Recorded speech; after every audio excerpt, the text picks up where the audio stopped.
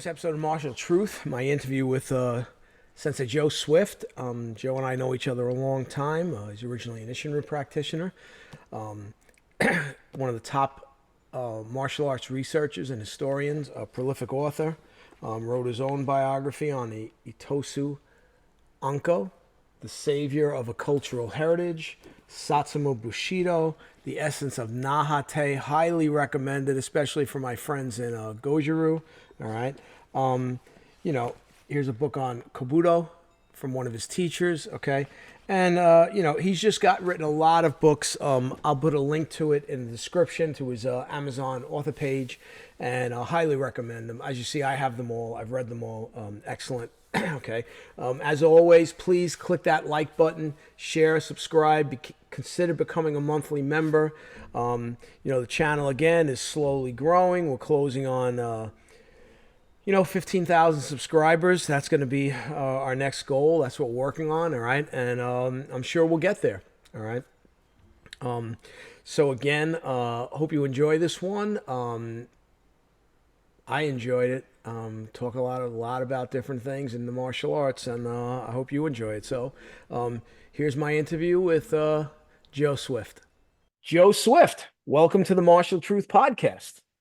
Thank you for having me. It's And been a while. yeah, it's been a while. We haven't seen each other in over 10 years. The last time was dinner in Japan. Met your lovely wife. And why don't you give the viewers a little bit about your background, and then we'll get into some stuff. Sure. I'm Joe Swift, Charles Joseph Swift officially. I've been called Joe since the day I was born, if the picture is anything to go by with the name on the back. I was born in a town called Waverly, New York. Grew up in a town called Van Etten, New York, and went to college in Brockport, New York. So I'm a New Yorker through and through. Western New York, Okay. not the city. Yep. And I moved to Japan in '94 and just never went back. And what do you do in Japan? I'm a weatherman, meteorologist. Yeah. Martial arts wise, I started training in 1985 in Isshin-Ryu with a man named Steve Wren, who has since passed away. Okay. He's from the Buffalo lineage, so he goes back to John Overton, Richard Burrell, Joe Jennings, Rochester area, those guys. Okay. And earned my shodan under his teacher, Richard Burrell, in 92. Okay. And then a year later, I moved to Japan and just never left. And obviously you continued your training in Japan. Yep. The first year I was in a place called Osaka for college. I was on a 1-year exchange program in my senior year. So I just graduated and stayed. There I trained in a kind of unofficial karate club at the school. Okay. It was Shorin-ryu and Kobudo, Ryukyu Kobudo, right? Through the Inoue Motokatsu lineage. Okay. Then in 95, I moved to Kanazawa, where my wife is from. And I joined the Mushinkan Dojo, which is in a suburb of Kanazawa. They teach many martial arts, but I stuck with the karate and Ryukyu Kobudo and learned a little bit about the Japanese Koryu as well. Okay, very good. Yeah, and now I run their branch in Tokyo. Okay, very good. Yeah, very good. And you're a fairly prolific author. Got a couple articles and books out, I guess. Yeah. So I think mainly translations, but well, right. But again, the fact that these translations get out there is crazy important. Like I talk about all the time. When I started in '79, right? Yeah. And when I started, you had Secrets of the Samurai by Oscar Ratty. You had the Draeger books. Right. So there wasn't that much out there. Like as a kid, I would go into it. I'm buying those books. I'm reading those books. Then maybe some of Richard Kim's books. Some of Richard Kim, obviously, Weaponless Warriors. Weaponless Warriors, yeah. Yeah, which again is fiction for the most part, but of course, 15-year-old reading it, it's like, oh my God, these guys are the greatest thing in the world. So it was yeah. It really got you psyched up to train more. And, exactly. then I think there was kind of a period where there were a lot of how-to books. Right. And the how-to books are okay. Some of them are okay, but a lot of them really weren't. And now I think we're almost in like a golden age I really think we're almost in like a golden age where we have like real researchers doing real work. So like me, Mm. like I say all the time, I'm a armchair historian. Like I'm one Right. of these guys, like, I know a lot, but I don't know Hmm. like what you know or Andres Quast or Pat McCarthy. I mean, you guys are the experts. But for Yeah. me, the fact that you guys are doing this work makes it so easy for a guy like me because I can just sit back and read it and absorb it. Mhm. And like, for you, Yeah. with your book on Itosu Anko. So I read Feldman's book first. As soon Okay. as I finished it, I picked up your book and Right. I read your book. So I read them back to back. Yeah. And, afterwards, as I'm reading them afterwards, they're different. They're different books. Right. Right. They're both well worth getting and reading. And like someone else mentioned, and I agree. I mean, is there anything else to write about the guy? I mean, between the two of you, Right. Right. I think you've really covered a lot. So unless some new document comes up or Hmm. something found that we didn't know about before. Um, Yeah. I think it's great. And I think the important thing in those books for me too is how karate began to change once they brought it into the school system. Absolutely. That was a both the downfall and the improvement of the art at the same time, right? Yeah. Blessing and a curse. Yeah. Yeah. There you You go. know? I Uh, mean, Go ahead. oh yes, we have to remember that he wasn't teaching karate as a martial art to these school kids. Right. He was teaching a form of physical education, the vehicle through which was solo kata and maybe a couple of sparring drills here and there, Right. right?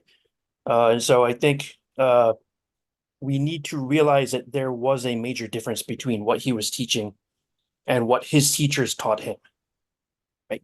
And maybe what he was teaching at his home was different from what he was teaching at the schools. Right. So you have private students like Chibana and Mabuni. Then you have the school students like Tokuda and these other guys who only trained with him at the school system. Right. And so you have two streams of the Itosu Ryu, for lack of a better word, right? Right. Well, it seems to be the same thing was going on with guys like Keon. So Yes, yes, yeah. Keon was teaching at his home, and the one article in McCarthy's book, the one guy says, well, at his home, he taught Tokumini no Kun, he taught Sai techniques and nunchaku techniques, but he didn't Yeah. teach that when he taught out at the public places. Right, right, right. Yeah. So depending on where you trained with him, you were getting, different information, different material, Mhm. even possibly different kata, depending on, Yeah, where you were training with him. So there right. seems to have been a thing of the way these masters kind of, I guess, protected certain elements of their arts and separated the more Yeah. serious guys from the guys that were just kind of there, doing it for whatever Yeah. reason. Kind of seems that way, to a certain respect. I mean, the whole Itosu project was about, it seems to me anyway, it was a pilot project to see how martial arts would be accepted by the students as a form of almost social engineering, right? Right. Right. Building stronger citizens to grow up to be stronger soldiers. But right. I mean, you It's just you just said the key word, soldiers, Yeah, right? I mean, that right. was a time when Japan is going very militaristic. Yeah, So you had they're let's build up our youth and make them strong and powerful for the right, nation, right? right. Around the turn of the century, that seems to be common across all nations, using sport to build up the youth to build stronger Right. soldiers, Well, right? Around the You saw it in 1900s. So, Germany yeah, too, right? Germany too. I would imagine that there was something like that in the US. Yeah, I would too, because I remember reading a Yeah. quote when we entered World War One. And when the Mhm. Americans were getting off the boat in Europe, I remember reading some of the comments from Europeans that were watching the Americans getting off the boat, and they were Yeah, saying they looked like gods. Like yeah. they were all tall, they were all fit. These were, Right, right, right. they were manly men. Manly men, right? Right. Yeah, And obviously, that took place obviously through the training, right? right, right. Yeah. So that's an important distinction I think we have to make when we talk about old style versus new style karate, Right. or jujitsu or kendo, or any of the martial arts across the entire world. Right. There was a period of time where they changed drastically from something only a few people in the society would have access to now everybody has access to it. But at a different level or a different for a different purpose, right? Right. Yeah. So I Yeah. I mean, mean, judo I and did. kendo were also designed for the masses, Right. not to train samurai anymore, Right. but to keep a little bit of the samurai tradition. Right. But now it's open to everybody. But even like with the kendo, depending on where you train, there's a different flavor. Like Right. I did kendo briefly in New York in a school where I was the only foreign student. Everybody was Mhm. Japanese. And Yeah. this was a private school. They rented space at a gymnastics place. Yeah. It's two brothers, twin brothers. They did kendo and Yagi Shinkagiru. I was there for about two Okay. years. Yeah. They busted my chops. Why? Because they wanted another adult to do kendo. They had Right. mostly Yeah. kids. So, Of oh, course. Of Michael, course. you have to get armor. You have to. So I did kendo, which I thought was it was a great experience doing it. Yes. But Yes. I remember like they never explained to me the rules. Like so they just Yeah. kind of threw me out there. And then I remember like I'm fighting with them and all of a sudden they punch me like in the middle of the kendo bout. They Yeah. punched Yeah. me, right? And then, they did something else. And I was like, wait a second. And I was like, that's allowed? And they kind of laughed. And I said, all right, so this is like dirty kendo, right? And Yeah. so Yeah. and they would try to foot sweep you and sweep your legs Mhm. out. And then I spoke to a few other people and they said that the kendo, like in Fukuoka, is a little bit can be a little bit more like that, depending on Yeah. where you train. So again, it's that same thing of depending on where you train, you're going to get a different Mhm. flavor of what kendo is or what kendo could Right. be, you know? Uh, Now I've looked at some different rule sets, and it seems to me that the foot sweeping allowed version is the police Okay. association. Okay. So the police kendo, and there's a famous video out on YouTube. There's probably on Facebook and everywhere about where the guy foot sweeps the guy, and as he's falling down, he I, goes for I the men, I've and he seen gets the ippon.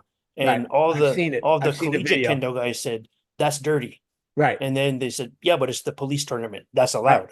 Right? Right. Yeah, Right. And look, it's more realistic. yeah, of course. I mean, I look, mean, if what do you you do could when you're bound up? What do you do? You right. grapple. Right. The stronger, 100%. the strongest wrestler will always win the sword fight, right? Yep. And so let me ask you a couple of questions, some things I've been Sure, theorizing. So, sure. I'm a big fan of Motobu Naoki, Yep, right? I read his stuff on Medium, okay? right.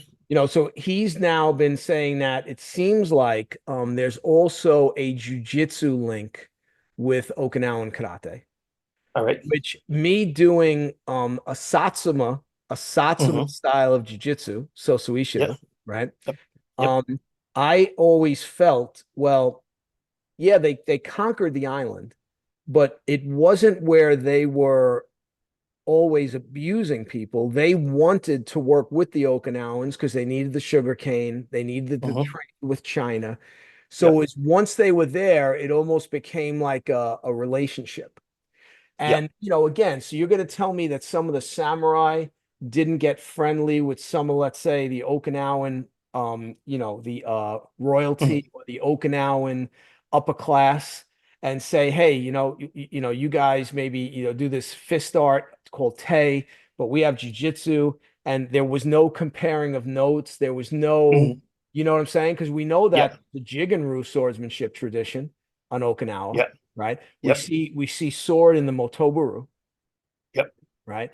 Um, so what's your feeling on that? Do you think there is a connection where jujitsu also had an influence on the Okinawan karate? I think there would almost have to be. Right.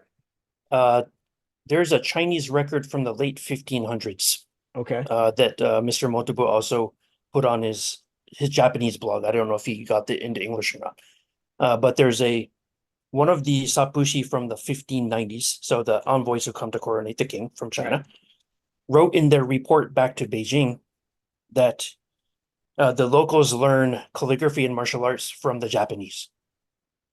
And this is before the Satsuma invasion of 1609, right? Right. Right. Uh, so it doesn't say exactly what martial arts. I would imagine battlefield martial arts, naginata sword, Right. spear, bow and arrow, musketry. I would also imagine that because jujitsu has always been an adjunct to armed combat, that there's got to be some uh, link. Well, So of I course you have the kung fu.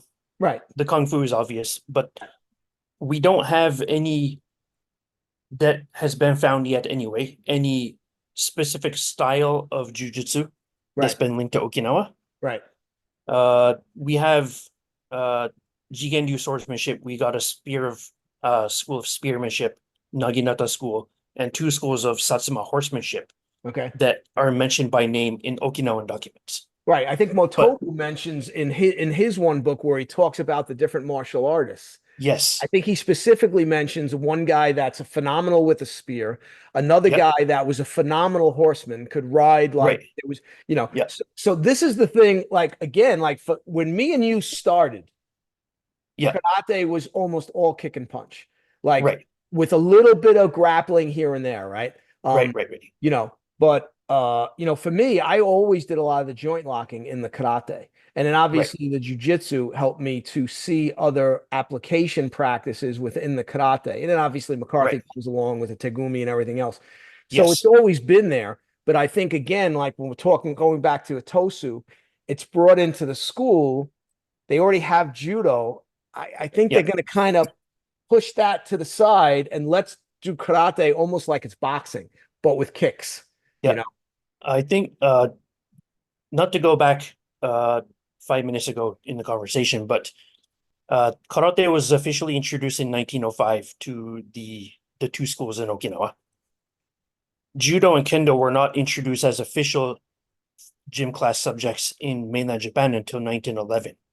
Mm, So I'm okay. wondering if they didn't use karate as a trial to see how it would go before they went national with the whole project.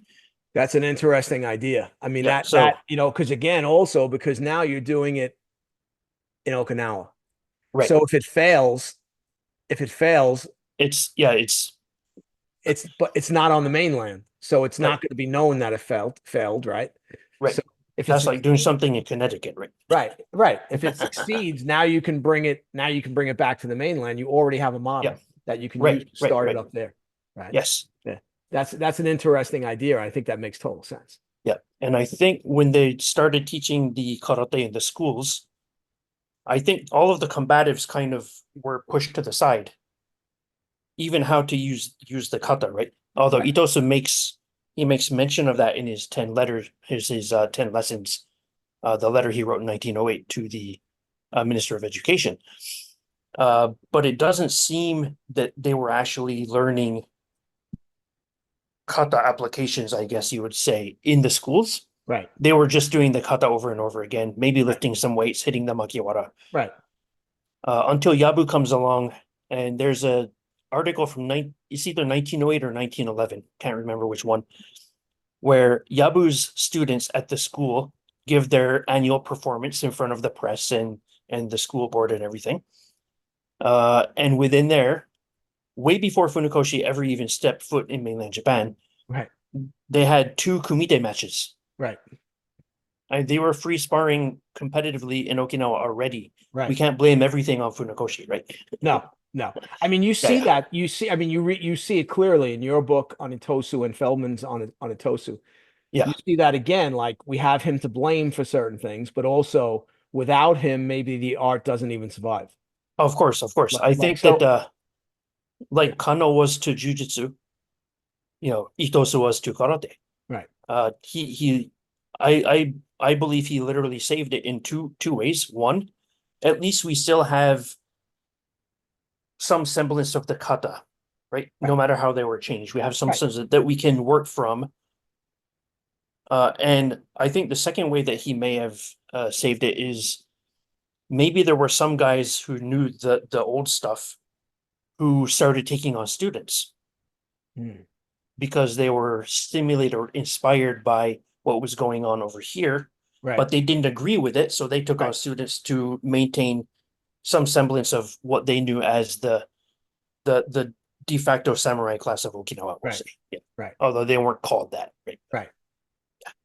You know, um, again, for me with doing Isshin-Ryu, right? The longer I do it, I Mhm. look at certain things that Tatsuo did, and he really impresses the hell out of me. So, like for instance, not doing the basic kata, like just Right. refusing to do Yeah. them, right? And now there's some guys, Isshin-Ryu guys in Okinawa that do them because they buckled to a group or an organization. But I know how Kichiro Shimabuku feels about it, and Right. Yeah. not a fan. Okay. Yeah. Um, and then the interesting thing with Tatsuo, which I've been pointing out to a couple of my senior guys in Isshin-Ryu, is like you look at his Nahanshi, and his Nahanshi, where everybody's doing almost all closed fist in Nahanshi, Yeah. he's got a couple more open hand techniques. Right. So that's interesting. Then the last Saturday I was here with a guy who's training with me. He started with a school in Pennsylvania. He lives out here now. Right. He comes in every Okay. Saturday. Yeah. And he asked me to go over Sun Tzu. And I went Yeah. through Sun Tzu with him, and I stopped and was adding up all the open hand techniques. Yeah. And when we finished, he was literally shocked. He's like, I never even thought about how many open hand techniques are in Mhm. Sun Tzu. And I Yes. said to him, I said, and again, sadly, we can't ask Tatsuo, right? Right. But Right. it's almost like he's trying to put the China back in the Okinawan karate, Yeah. which with the more open hand techniques and the less closed fist. Yeah. And in Sun Tzu in particular, if you add up the amount of open hand techniques to the amount of closed fist, I mean, there's a lot of open hand techniques. A lot, Exactly. you know? Yeah. Well, of course, we all know that it's easier to grab somebody if your hands are open already. So maybe he's also that's another avenue to look for jujitsu type Right. movements or chinna if you Right. do the Chinese stuff. But Well, so I've yeah. been doing Chen style Tai Chi Chuan for 25 years. Right. And, I'm an indoor disciple of a very senior master.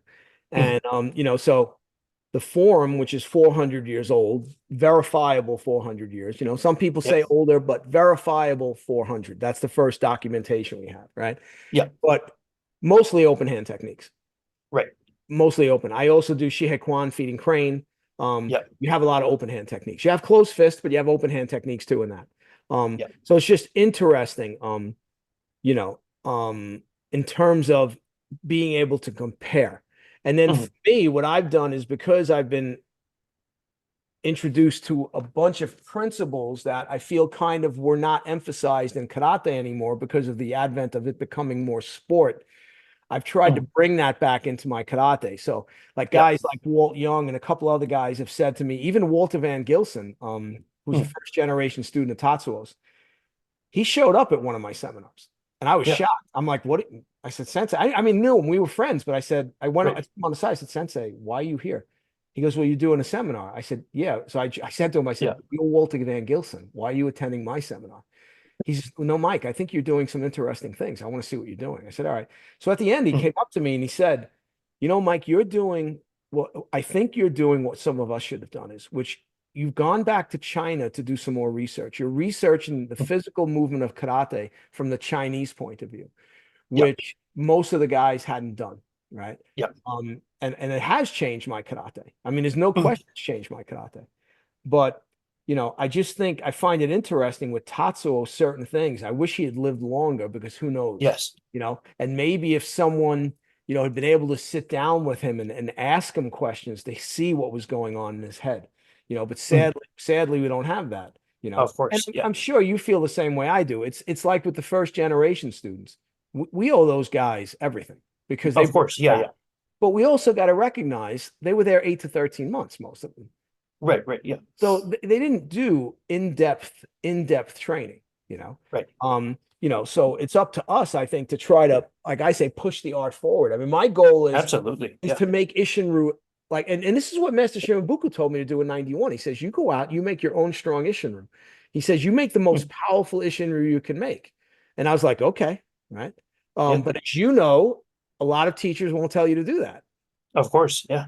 because they're afraid of that. But I give Yeah. him credit. I mean, he was not afraid of that, and that really, I think, helped me to Yeah. to go in different directions with my issue. Mhm. You know, Yeah. are you? Well, Do you my still teacher, practice? Go ahead. oh, sorry. Yeah. My Oh, teacher at the Mushinkan said the same thing. He said, if somebody has something that you don't have, learn it, make it your own, and then come back and teach it to my black belts. yeah, yeah. But Uh, yeah, I mean, so I'm glad that I found a teacher like that in Japan yeah, because you hear the horror stories I've Oh, never seen it personally, but you hear horror stories oh yeah. about, I mean, I you know, have some. There's some yeah, teachers I was affiliated with in Japan that I had to walk away from.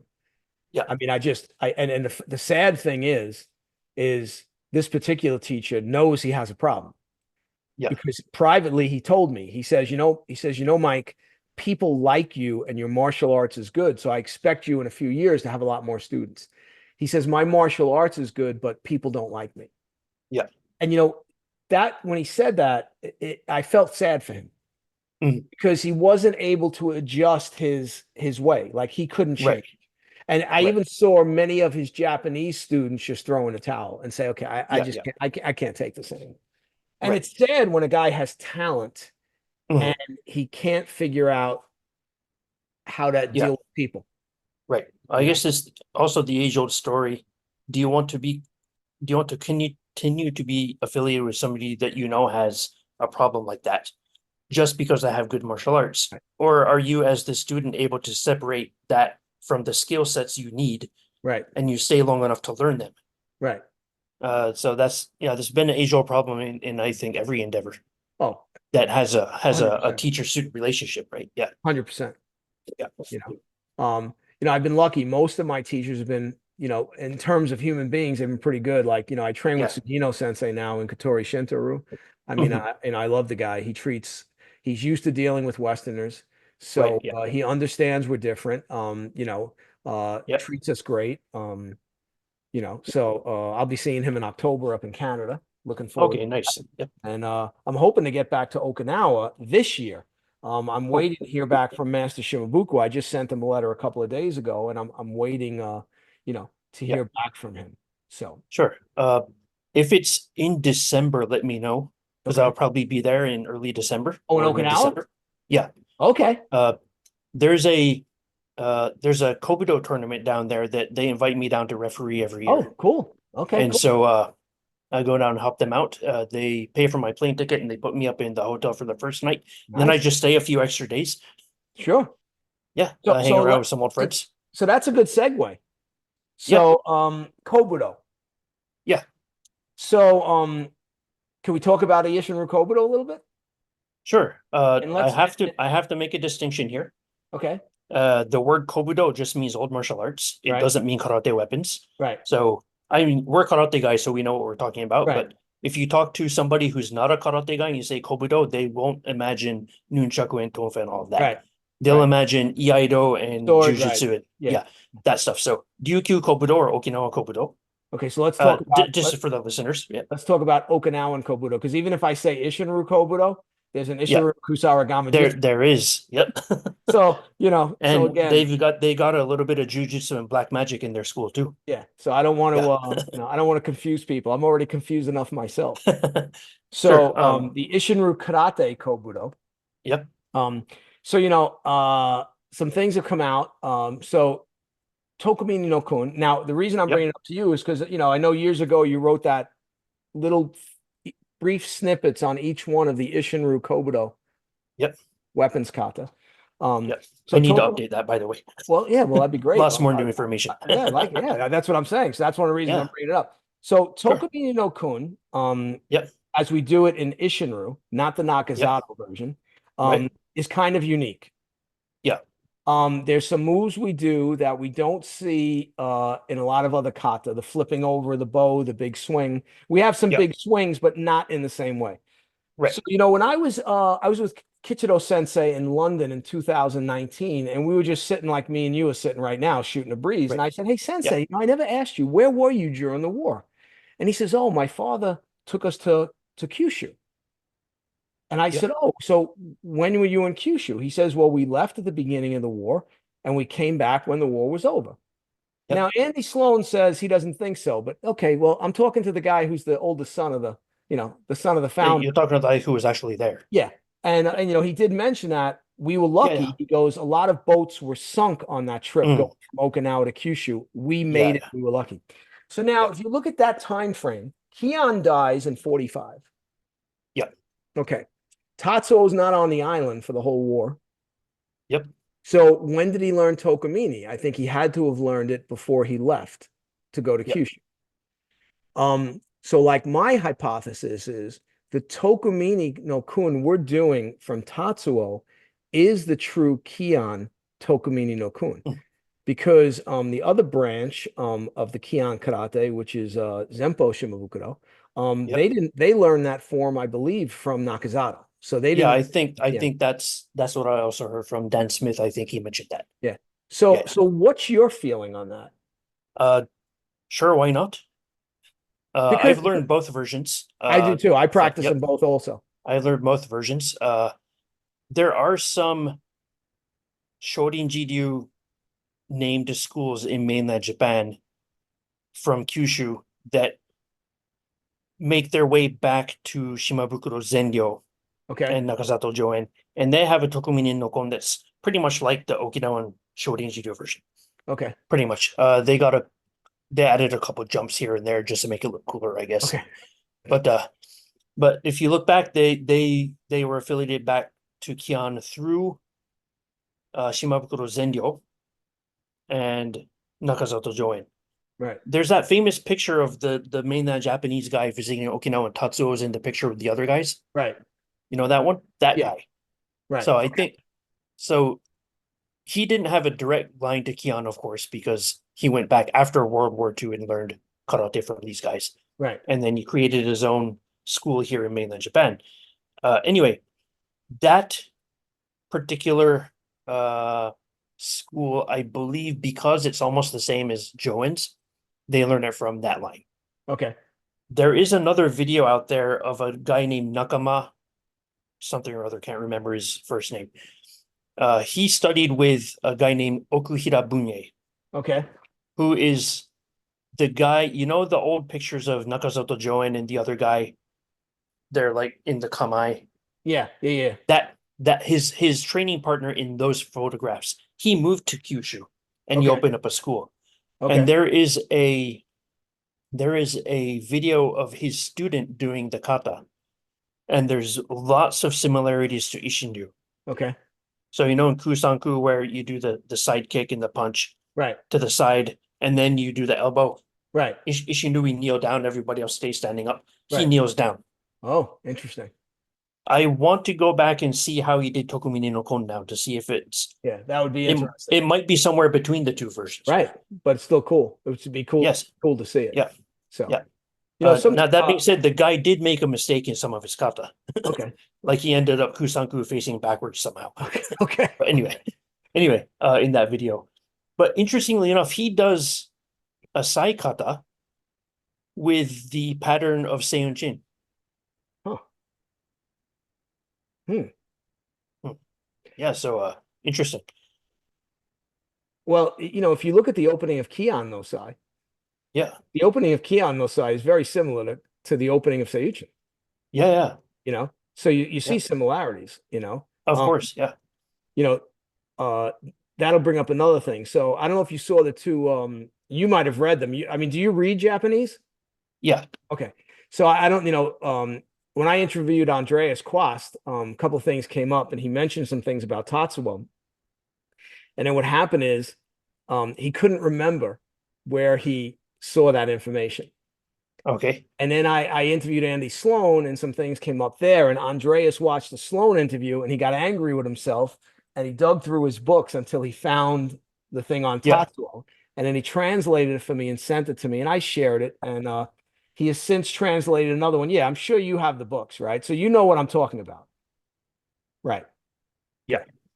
So, you know, again, you know, I was a detective.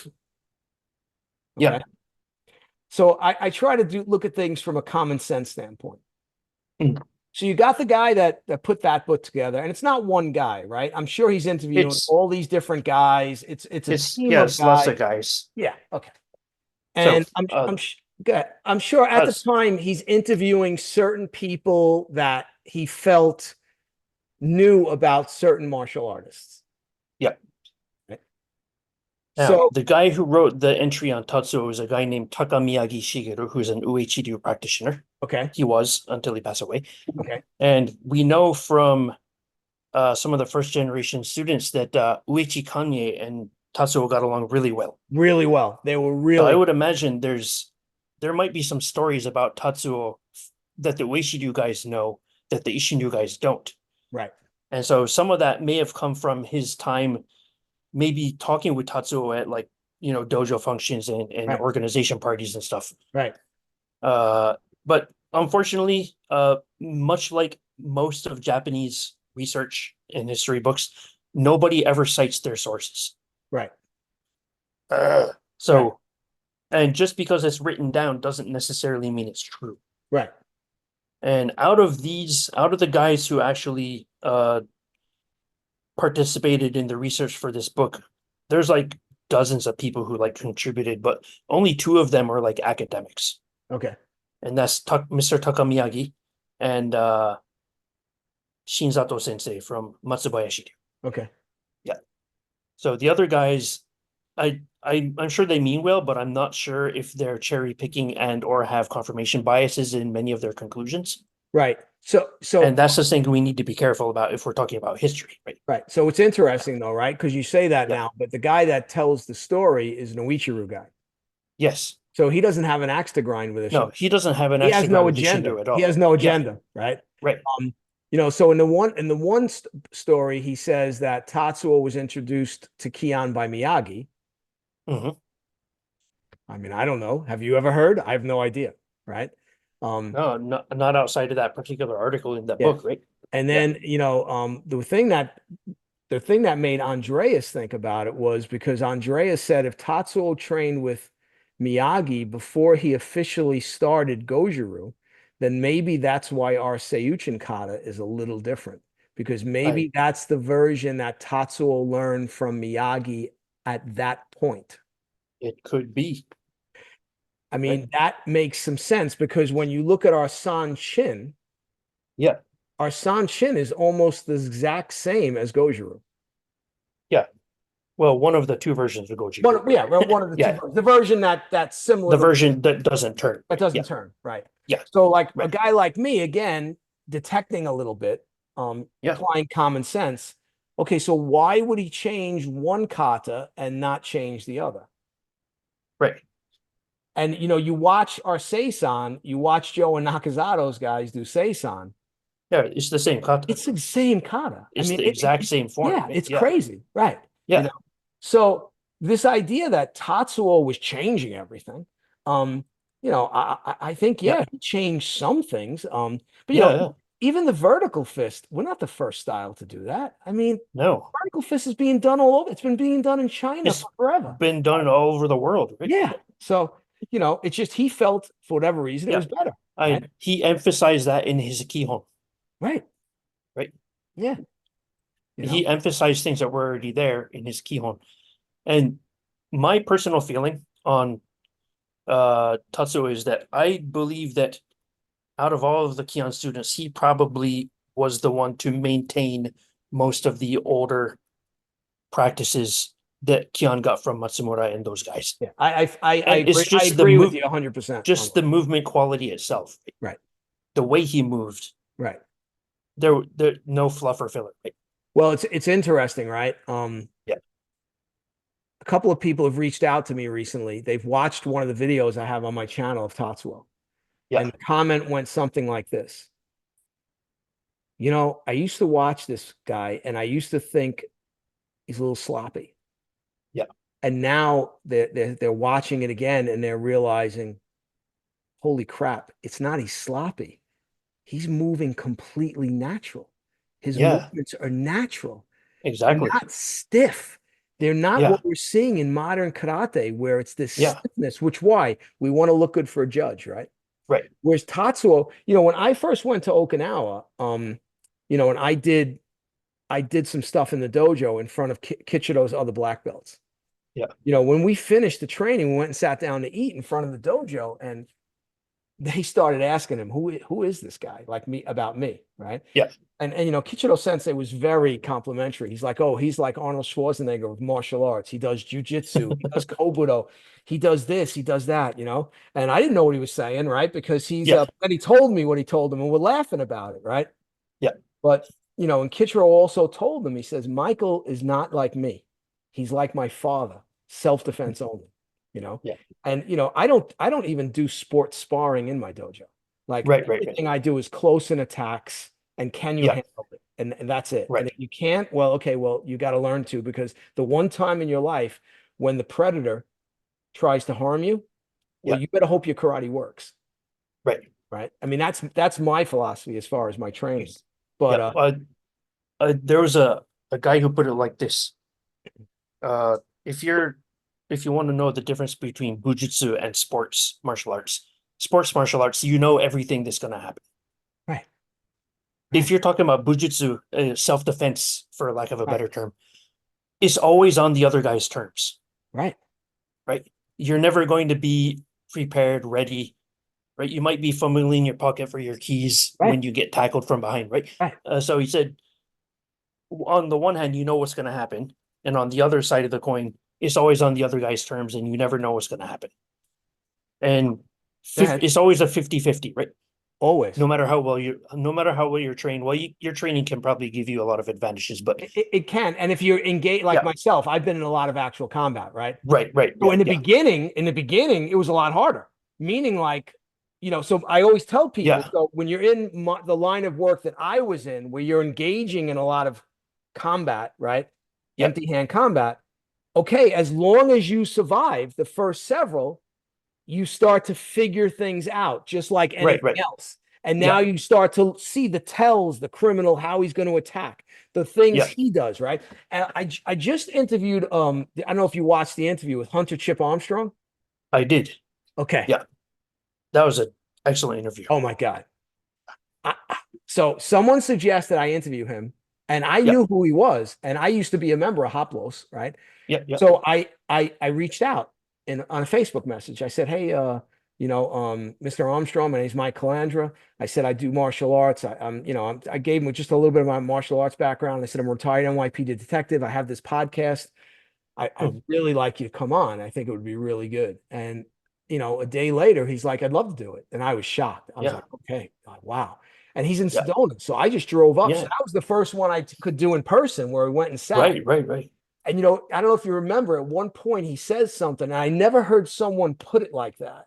And I thought it was brilliant, which is what he said. There's only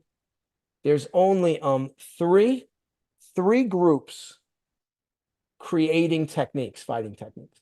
Yeah, And it's the military, yep, it's law enforcement, and yep, it's the criminals, yep. right? And when he said that, it struck home, right? Because like I created a set of handcuffing techniques for cops. Mhm. I didn't make them in the dojo. Yep. I started doing them, and I saw certain techniques worked over and over and over because Mhm. the criminal reacted a certain way. I was Right. able to manipulate the arm consistently. So I Yeah, said, okay, that's kata number one. And I yeah, put that into the jiu-jitsu. And, I did demonstrate him for the headmaster in Fukuoka, and he was blown Mhm. away because he said to me, I can't believe how much of the ancient is in the modern that you're doing, yeah, right? But, again, that's one of the things, right? Where combat is where it really all comes from, right? So even though yeah, we have these kata, they're fairly modern yeah. invention. I like Patrick McCarthy's hypotheses about the two-person drills that came from fighting and then they were made into solo forms. Right. If you need a Japanese guy to say the same thing, look up Toguchi Seikichi, Okay. Goju-ryu master. Okay. He said kumite. When he says kumite, he means like Right. Right. the Right. set forms, Right. Right. like Crossing it like hands, right? Okay. Right. but not even crossing hands, like the set forms like you have in jujitsu, right? Okay. So the kumite forms come from actual combat, and then the kata were developed based on the kumite forms, Right. right? Right. So, and I do think that at least in Japanese martial arts, all of this, not all of them, but the majority of the styles and the techniques and the formalization only came in the Tokugawa period and after, when you're able to take what you used on the battlefield of Sekigahara and refine it into a form, Right. right? Right. So martial arts culture really takes off in times of peace, whereas the combative side of martial arts really only takes off in times of war, right? Yeah. And so I think it was a cycle in Eastern Eastern martial arts, at least, You fought in a war, you survived, you went back, now it's peaceful. You make a martial art with all these forms Right. based on what you used to not get killed on the battlefield. Right. So my Tai Chi Yeah, master, Chen Jianghua, we were doing an instructor's class via yeah, Zoom.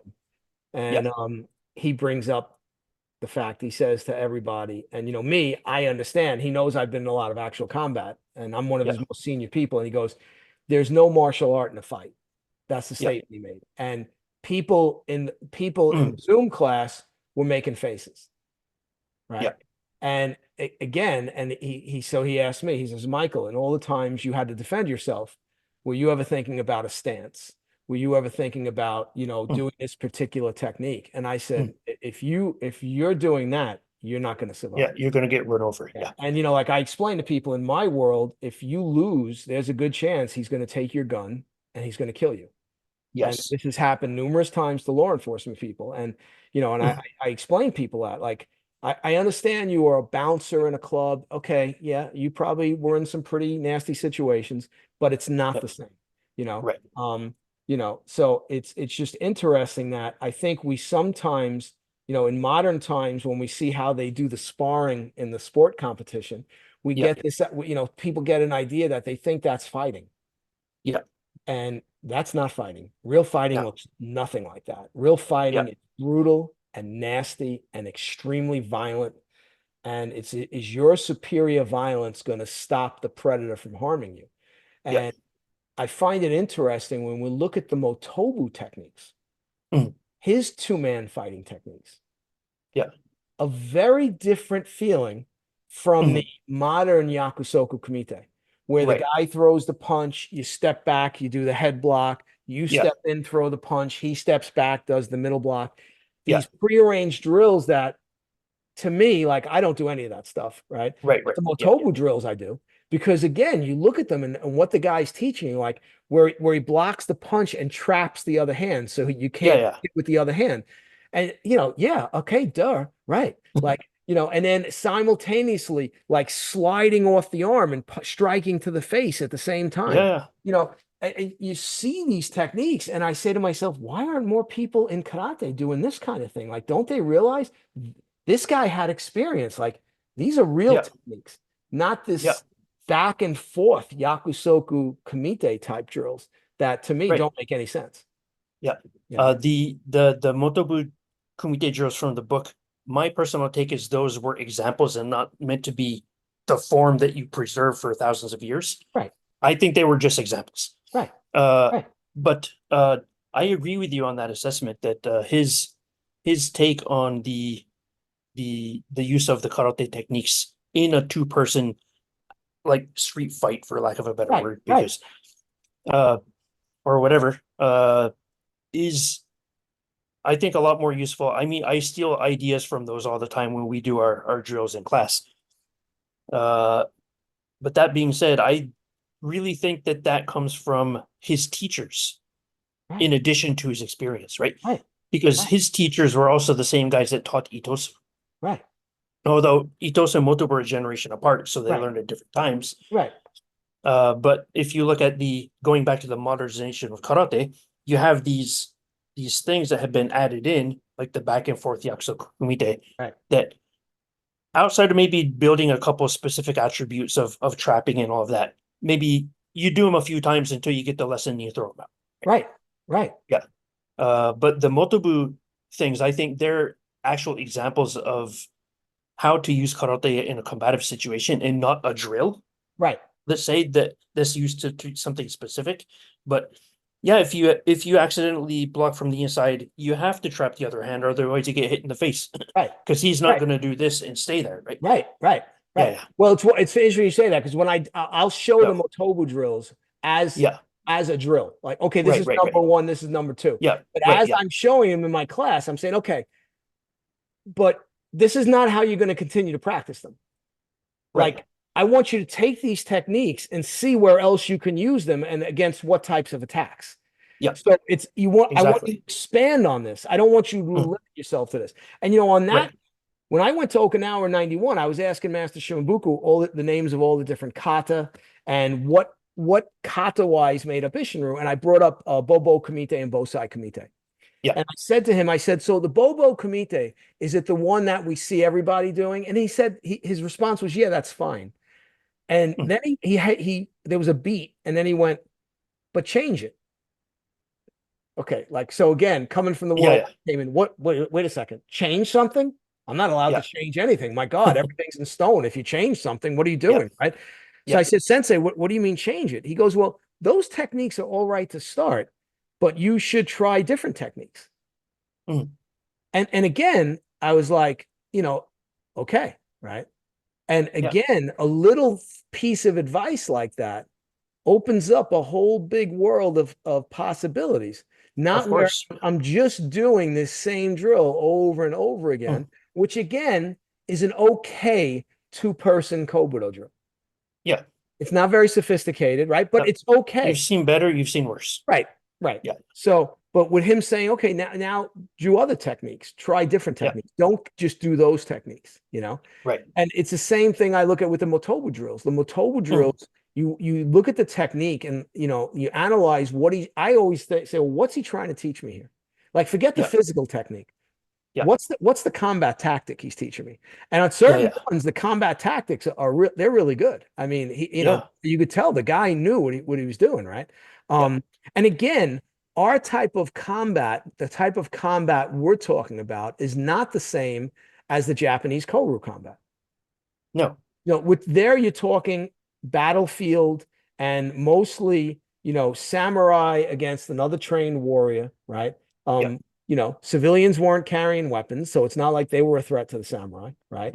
yeah. Except, well, if you go back further in history, they did conscript a lot of civilians, gave them a spear and like a little bit of a helmet, said, Helmet, right, here, go poke the other guy. right, Right. right, right. But yeah, Well, same thing. Then once eventually we're going, right, yeah, eventually they did it with muskets. yeah, yeah, Eventually they did the same thing. They gave them firearms and they said, okay, we're going to yeah, line you up. And when these samurais come at you, you just pull the yeah, trigger. just pull the trigger. Yeah, Yeah. you know. So, I mean, even So, Sugino and Sensei, yeah, I mean, when we see, we talk about samurai, we're only really, to be honest, most martial artists are only talking about the Tokugawa period. right, When, guess what? There was no war right. or very little war. Right? So, Katori's been Yeah. around since 1400. Yes. Okay. Yeah. So, I've been doing swords since I'm 17 years old. So it's my second most senior art. But I started with, Musa Shinrin-Ryu. Yeah. Did some Shindo Munin-Ryu, and then obviously I did Yagi Shinkai-Ryu, and I've been doing the Sosuishiru Ei Jitsu for a long time. And the Sosuishiru Right, yeah. Ei Jitsu is very combative. Mhm. It's the only system I've seen where they do kicks within the Ei Yeah. Jitsu kata. They do a lot of different things, right? Again, because it's Yeah. also comes from the jiu-jitsu, right? But when I started studying with Sugino, it was very interesting. He would show, hey, that's a welcome guest, right? Oh, So he would show, okay, this is a battlefield martial art. What's the name or her name? her name is Ninja. Oh, Ninja. That's a good name, right? I mean, look at the I mask. know.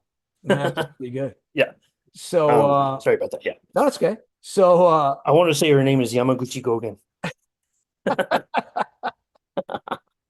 the cat. so Oh, sorry. Yes. So Sugino Sensei was Sugino would saying, yeah. explain when we're doing the Itachi, he'd explain the targets. Yeah. And then all of a sudden he'd go, but this is if you're wearing armor. Yeah. And you go, okay. He says, if you're not wearing armor, the target can change. And then he'd explain the different targets. Mhm.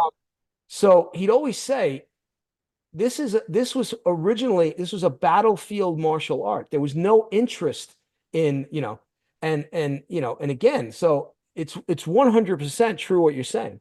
Like in Sosu Ishido, when I see modern people practice it, the first kata starts with you're sitting in seiza and the guy has a short sword in his obi, and you step in and you sit in seiza in front of him, and you grab his lapel and you seize the handle of the sword.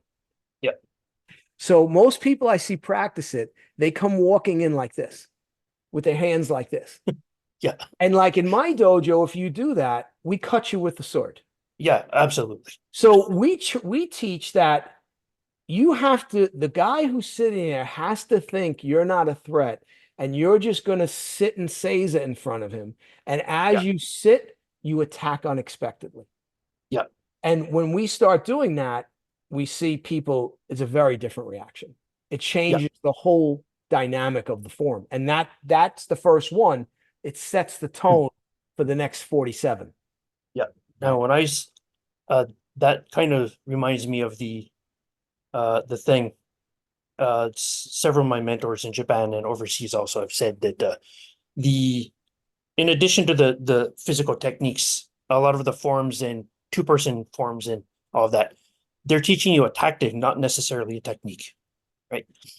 And so I think that the tactic there is to not even mask. Don't even think you have the intention of attacking the guy. Right. Otherwise, he's going to see it in your eyes, right? Or Right. is he going to see it when you kind of like do like that before you Right. go in, right? Right. Yeah, things like that. So basically, stop telegraphing your intentions by not having them in the first place. Right. And on the other And I think side, that's, yeah, and on the other side, it's the first form, and they're telling you, okay, if you're going to carry a weapon, make sure nobody takes it. yes, And as a police officer, what were you drilled in the academy about the yeah, gun? Okay, yeah, that gun's on your hip. You're aware of where it is at all times. yep, You make sure no one takes it. yep, Right? And I just, so when people say to me, "Oh, those ancient arts, why do you waste your time doing them?" Nothing's changed. The only yep, thing that's changed is instead of a sword, it's a gun. And then the yep, interesting thing in Sosu Ishido, that's the first kata. The yep. last kata, someone tries to take your katana. Uh, Basically, what they're telling and you, you don't let them. Yeah, right? Okay, we just went through this whole catalog, but remember, if you're going to carry a weapon, make sure no one yeah, gains control of it. So they're reminding you of that fact, which I always yeah, yeah. found kind of fascinating. You know? Fascinating. I mean, I did a small seminar on the jujitsu school that I learned from my teacher called Bushido, Okay. up at the old Isshin-Ryu dojo where I trained in New York. And there's some guys there. There's a couple MMA trained guys. There's a Okay. couple of BJJ guys. And I was like, guys, when we talk about jujitsu in this seminar, we're talking about you both have weapons. Right. You're both armed, Right. right? It is about getting the upper hand and making sure that he can't get you and you get a dominant position on him. Right. But the reason you want to get the dominant position on him is so you can take his head off with your short sword, Right. right? Right. Not to hold him down, right? Right. And get the point. Right. So even though we're practicing these empty hand, imagine both of you have daggers in your belts. Right. And at any point in time, he can take his dagger out, you can take your dagger out, you can steal each other's daggers, right? Right. We didn't have enough wooden, bokdo, Right. the tanto to go around. So just keep that in mind when you're doing these moves so that you don't do something stupid. Right. Well, and again, the other Yeah. thing is even with MMA, which these guys are highly talented, they're tough guys, Yeah. they're still fighting within a rule-based system. Yeah.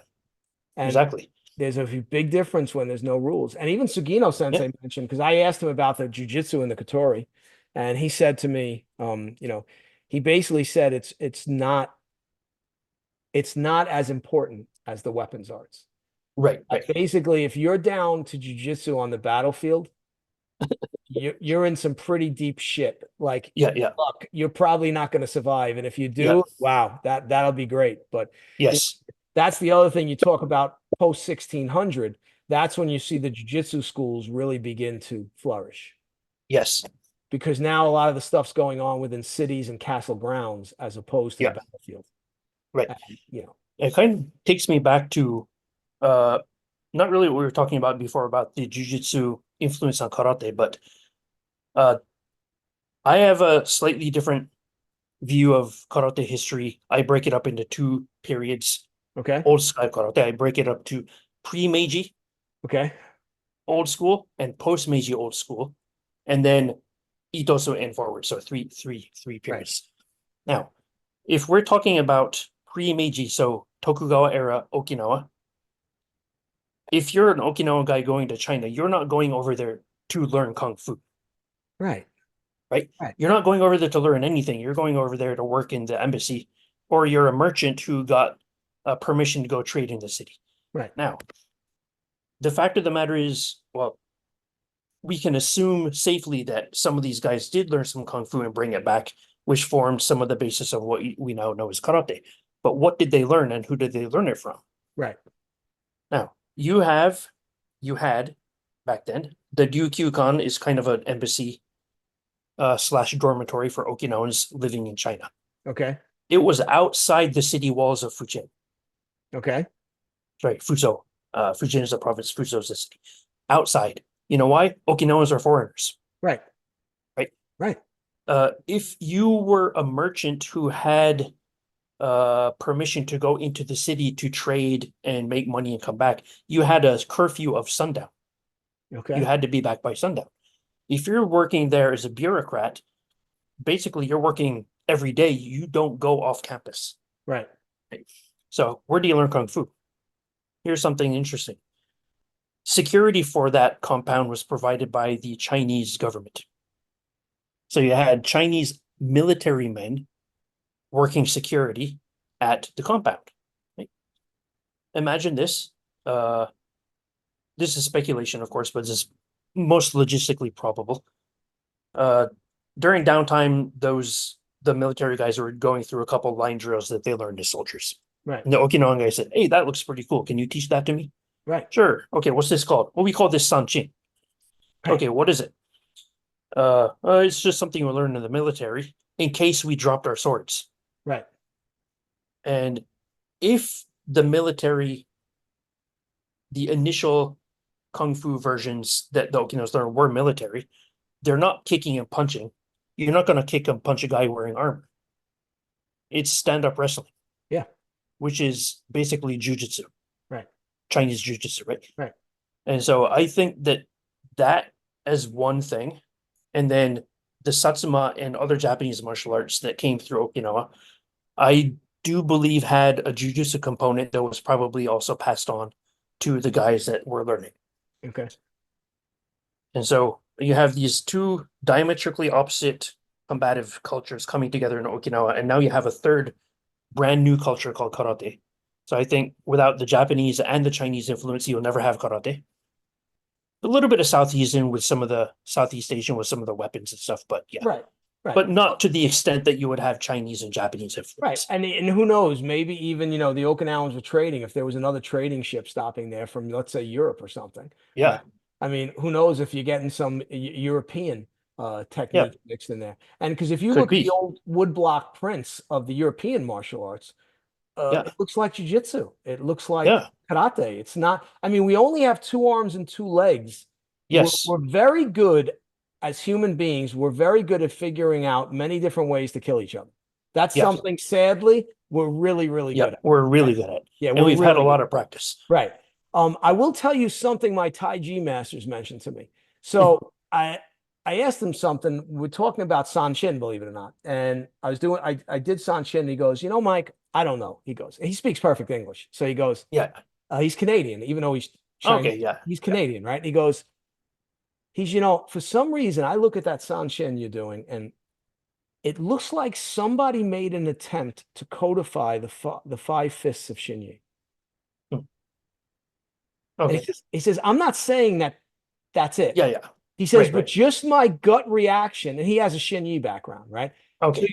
So he goes, just my gut reaction is, that maybe that's what they were trying to do with that, right? And I said, well, okay, that's an interesting theory. Yeah. And then I'll tell you something what I've been thinking about, which came up, I think, in the Itosu book, where with some of our kata, like Seisan, we can see kata in China that look very similar. Yeah. Sanshin, obviously, all over. Yeah, all over the place. Okay. Some of the other kata too, right? But like someone mentions, they haven't seen a kata that looks like Kusanku.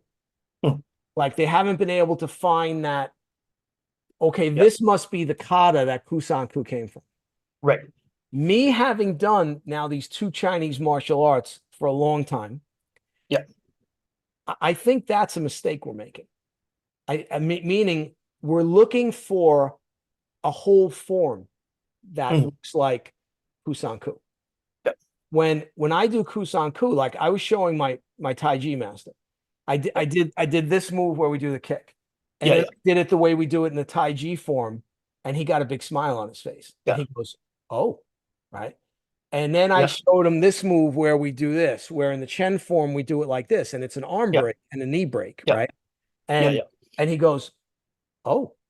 And then I showed him in Kusan Ku where we're doing the lunge punches, where we step forward and punch with the lead hand, which is very Shinyi. yeah, So, like my thing, I think Kusan Ku is a composite of various Chinese martial arts techniques that either the Okinawans put together after they learn these fighting techniques, yep, or maybe some Chinese instructor who was on Okinawa, a merchant or whatever, maybe he put them together, right? But yep. I think that's one of the mistakes we make. So one of the things I've begun to say is, and I say this with the Okinawan Kobujitsu also, which is Mm, the kata are not old. The techniques are very old. yeah, And the techniques are what matters. The kata yeah, is yeah, just that catalog for you to have the techniques. It's the yeah, techniques and how you can use them in combat. Those are yeah. old and ancient. They go back Mm, forever. I mean, what's yeah. what's your feeling on that? Uh, I would tend to agree that we're never going to find the exact forms in China. I have a slightly different take. It's more of an historical Okay. thing. Is that if it's true that these guys were learning military line drills and then bringing them back to Okinawa and repurposing them into karate, those line drills have been long gone in China, probably since the Boxer Rebellion or a little bit before, Right. when China started to really modernize its military. Right. Right, that's number one. Second thing, specifically on Kusanku, the uh, the the book Oshima Hiki, where it's mentioned that there was this Chinese guy who showed a fighting technique, and it gives the kanji that we now use for the Kusanku kata. Okay. He showed a wrestling move. He showed a throw, right? Okay. Not a kicky punchy, Okay. right? And so the 1762, I think, is when the book was compiled. Okay. So what happened? A Ryukyu ship from Okinawa to Satsuma got blown off course in a typhoon and ended up on a different province in Japan. Okay. And they sent their court scholar out to interview these guys. How are you going to interview somebody if they're not speaking Japanese? Easy. The Ryukyu language is basically ancient Japanese with Right. a lot of loanwords from Chinese and some other unique local stuff. But you can get the gist of what they're saying. Right. And heck, I can even understand 60% of somebody speaking Okinawan, Okay. and I never studied it, right? Right. To any real degree. Uh, so anyway, the person was described as a an official who came from China, right? And if you look at the official Chinese ship that came just before then, came in 1756, and it was a Sapushi, so an envoy who came to coronate the new king. If you look into the background of the particular envoy, he was Manchurian. He wasn't Han Chinese, Okay. he was Manchurian. Okay. Okay. So you would imagine that his retinue, his envoy, his entourage would also be Manchurian, including his military attaches. Right. So if that's right, so you may have Kusanku, the guy who we assume is Kusanku, Right. would be Manchurian. And the kanji used for his last name is a Manchurian last name, basically. You don't have that in Han Chinese so much Okay. amongst as a last name amongst the Han ethnic group of Chinese, but the Manchurians do. Then you look into Manchurian martial arts and see that they're big on wrestling, grappling, jujitsu. Yeah. So I I'm not sure the exact form of wrestling he may have been teaching. I don't even know if he taught the kata or if the kata was created by his Okinawan students after they learned the wrestling moves Right. with a partner. Right. That would make sense as well. But I think if we want to look at Kusanku, we might want to look at it more as a wrestling form than a kickboxing form, just to use modern terms. Right. So I mean that's if the guy didn't teach a form and if it was created by Okinawans, of course you're not going to find the same form in China. Right. Right. Duh. You're not. Duh. Yeah. Right. Yeah. You're But not. yeah, I mean, the other thing is, I think that because a lot of the Okinawan martial artists who may have learned kung fu in China, like Matsumura, were also swordsmen. Right. I think that there's a good case to be made that the old karate that was done in and around Shuri Castle, Shuri Day, although that's a fake word, but Right. not fake, but it's not real. Right. As a style, uh, it's a word, but anyway, was most likely Japanese swordsmanship done via kung fu forms in terms of its emphasis about let's say preemptive striking, for example. Right. Right. The first move in Hayachi, you see the guy move. What do you do? Grab his throat and Right. bang him with your elbow, right? Right. First move in Basai, what do? You grab the throat and top knot and turn his head Right. over, right? As you throw him the other way. Right. Wrestling techniques, but I see people like Matsumura saying, "My job is to guard the king in the castle. I'm not going to wait for the guy to come and grab me before I move." Right. So he would take the relentless speed and aggression of Jigenryu, and I believe that he would have amalgamated the kung fu forms to fit those fighting principles, but with empty hands instead of a sword. Well, if you look at Itoman's book, right? I Yeah, think it was Mario McKenna, I think translated it. yeah. Okay, so one of the Mario. first He's another guy. Everybody get Mario's books too. yeah, he's another guy, Yeah. right? Yeah. I actually reviewed that book as a podcast. Yes. And I know people bought it because they sent me screenshots of them with the book. So yeah, but one of the first things he says in the book is karate is offensive by nature. And what have we only heard? So in modern times, we're only hearing, oh no, there's no first attack in karate. Karate is defensive by nature, right? But again, I can tell you, if you have a predator standing in front of you and his intent is to do you violent harm, where at the end, if he succeeds, worse, you're going to be dead. Best case scenario, you're going to be hurt. Okay. Yeah. Why are you waiting? Yeah. Like, why are you waiting? Again, this is reality versus this idealized idea of what karate is. And again, I'm not advocating for violence. Of course. But you got the guy that pulls the knife on you. Why do you have to wait till he tries to stab you? Why can't you immediately go at him, hit him in the throat, take him out? He's already clearly shown you what his intention is. So that's just to go within like my approach to teaching is, so of course in the beginning when students start, I make them actually do the grab. Of course, I showed them to get out. And then later on I go, okay, now don't let the guy grab you. And it's always funny. The first, what do you mean, Sensei? Right? Okay, why would you let him grab you? Like you see his hands coming at you, don't let his hands reach you. Like do something, right? You feel the guy grabbing you in a bear hug. Don't let him get you in a bear hug. Move your arms, drop down, get out of the way. Do something where he can't complete the bear hug. Don't let him get you in the rear choke. When I start doing that, it's interesting the looks on the students' faces, because up to then it's grab, hold, okay, now get out. But like I explained to him, you don't want to get put in those holes. However, you do get put in one, you have to know how to get out of it if he's got you in a good one. But that's not the ideal. The ideal is we don't let him grab us like that. Whether it's from behind, the front, the side, it makes no difference. And again, like you said, I think there's a little bit too much of that in modern karate, where it's everyone's doing things from the actual hold and not trying to not let the guy complete his attack, interrupt that attack, take him out, eliminate the threat immediately. I think with the Matsumura not saying, why do I have to wait for the guy to grab me? I think that was his bit of pushback against the idea of empty hand fighting only being about wrestling. Right. So he said, why can't I hit him?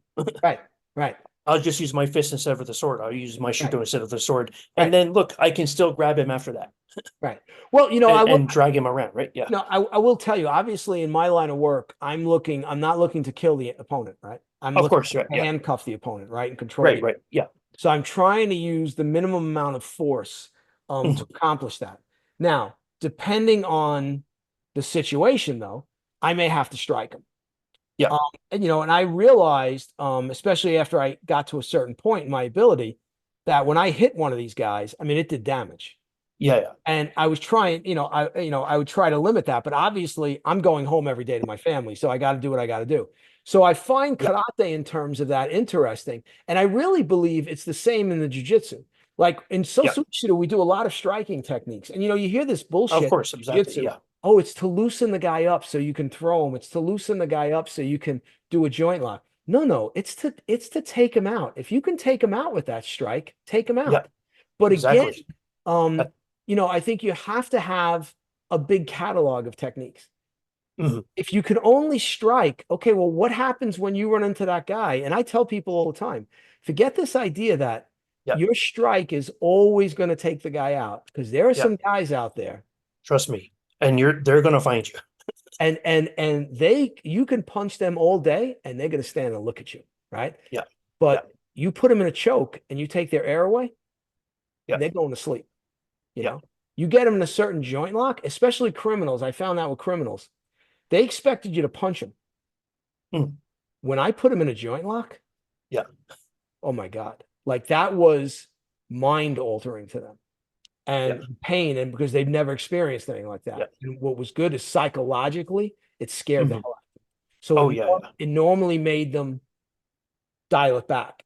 And now Yeah. they weren't looking to fight so much because they felt that hold and they were like, oh my God, he's going to break my arm. Oh my God, he's going to break my shoulder, whatever, Yeah. Yeah. I had him.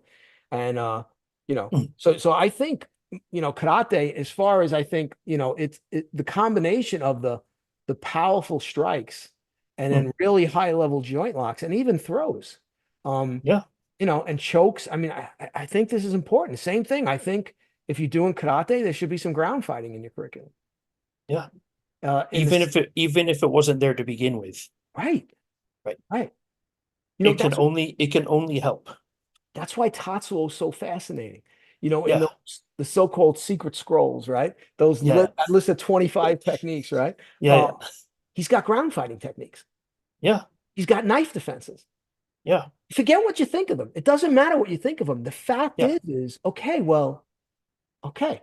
So when's the last time you saw an Okinawan karate master doing ground fighting? Almost never. Right.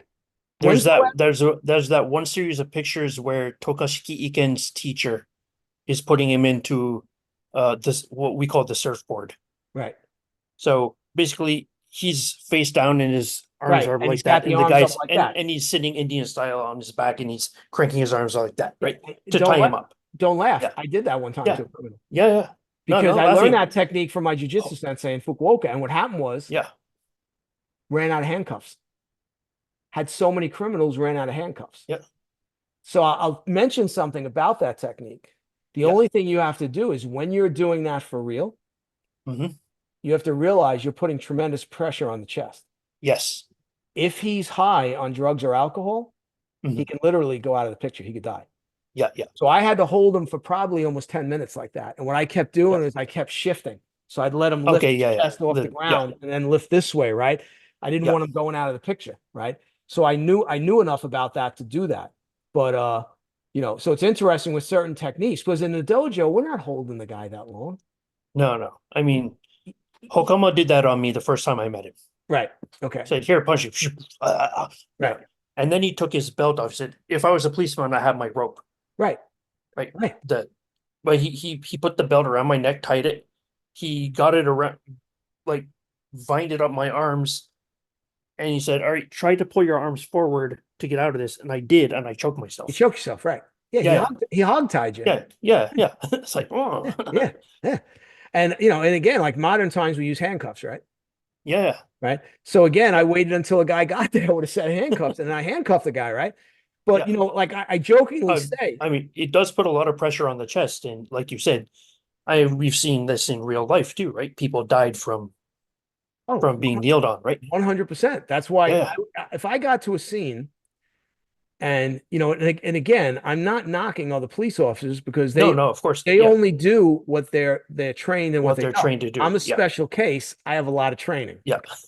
Um, I would get to the scene and a very heavy set criminal where Yeah. maybe they had to use two sets of handcuffs Mm, to cuff him behind his back.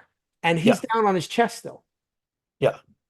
And I immediately get there and I'm like, get this guy up. And they're like looking at me like, what's the matter? Get him up. Like, I don't want to say he could Yeah. go out of the picture. Like, I'll tell them later about it. But I said, no, Yeah. get Yeah. him up off the ground. Right. And then Yeah. later on, I'll take the guy on the side. I said, who's the arresting officer? I take him on the side. I said, listen, you need to know this is what could happen. Now, Yeah. what's a total normal arrest becomes a problem for you Mhm. that you could have avoided being Yeah. aware of what I'm telling you about now. So I would Right. try to impart that kind of information to me because Yeah. even just a guy's body weight, Joe, if Yeah. he's very overweight and big and he's in Mhm. that position, can compress On his his face lungs. down. Yeah. Yeah. So, and again, when you do the stuff for real, you begin to understand certain things. Like I Yeah. jokingly tell people here, and people when I do seminars, people look at me like I'm crazy, and I say, well, there were plenty of times when I put a guy in a joint lock, he shit his pants. Yeah. They look at me and they go, what are you talking about? I'm like, yeah, it just Yeah. exploded out of him. And the guy would literally say to me, in the cell, he'd ask me, he said, can I clean myself up? When you did that technique, I shit my pants. And the first time I heard it, I was just thought, okay, it was just probably a fluke. Yeah. Yeah. But after the fifth or sixth or seventh time, you begin to say, okay, because that pain, no one in the dojo experiences Yeah. Yeah. because we don't want to Right. hurt each other. Of course. Yeah. But now you're doing it on a criminal who's really fighting you. Okay, well, if I hurt him a little bit, that's okay because I have to go home. Yeah. But that level of pain, once I realized that kind of stuff happened, or a guy, you do a joint lock on a guy and he passes out. He just Yeah. passes out from the pain. And again, not happening in the dojo Yeah. because we're never taking it to that extreme because we can't. We'll be hurting each other. We'll be getting injured all the time, Yeah. Um, If you did actually do it in the dojo, here's how you recover from it. Say, I'm sorry, I must have accidentally hit your large intestine pressure point. right, right. So, But not. I did want to say something about there's no first attack in karate. sure. I like Motobu Choki's interpretation. He said, in practice, this just means don't go out getting into fights Right, of your own volition. right. Don't start trouble. And then he turned around and said, so karate ni sente nashi, so there's no first attack in karate. Right, But his version was karate wa sente de aru. Karate is the first attack. right. Right. In practice, right, as the physical thing, but the spiritual side, the moral side is don't go out making enemies so that you have to fight all the time. Right. Right. Therefore, you won't have to punch the guy in the face just to go home, right? Right. Right. Right. Well, my yeah. number one rule in life, right, Yeah. is don't be an asshole. Yeah. Right. It's very simple. I go around, I try to treat people good. Yeah. Hopefully they treat me the same way.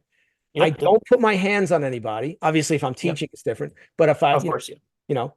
I remember a couple of times, being in that male-dominated environment when I was a rookie cop, a guy would maybe grab me or something, and I would very nicely say, listen, do me a favor, don't ever touch me, okay?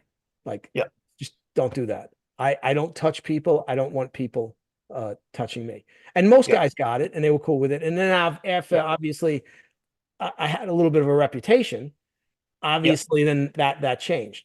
But Right. yeah, we've all seen that guy that likes to grab the guy or squeeze his hand and crush his hand when he shakes his hand, or do some other, or grab you in a bear hug at the party and squeeze you really hard. And like as a martial artist, I think you should learn that it's the complete opposite of that. Like I don't want to hurt anybody, but if you force me to hurt you, I'm gonna hurt you. And that's not my problem because you created this problem. I was just walking home. Absolutely. I just want to be left alone, Yeah. And one of my jokes is I tell people that, I never wanted to fight a criminal. Like if I told the criminal he was under arrest and he put his hands behind my back, great, home run, right? Yep.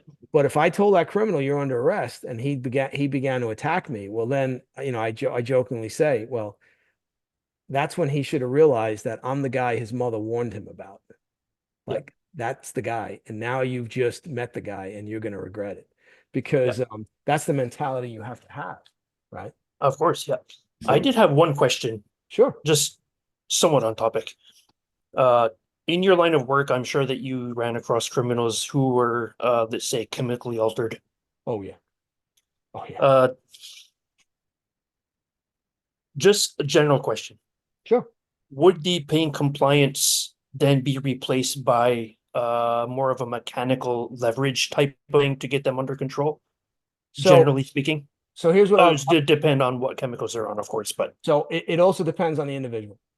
yeah, There okay. were some guys that were very high and I'd put them in a joint lock and they'd still feel it. Yeah, There was other guys, I'd do it and they didn't feel anything. So I had to get them into a joint lock position where they couldn't move. right, okay, yeah. So and So then mechanical right. leverage to a And, point where they couldn't move. Yeah, okay. right. And then the other thing though, and this is very important, and I tell people this all the time. Hmm. I've broken people's bones in combat and they kept right on fighting. Yeah, So it's not like the UFC where, right. guys tap.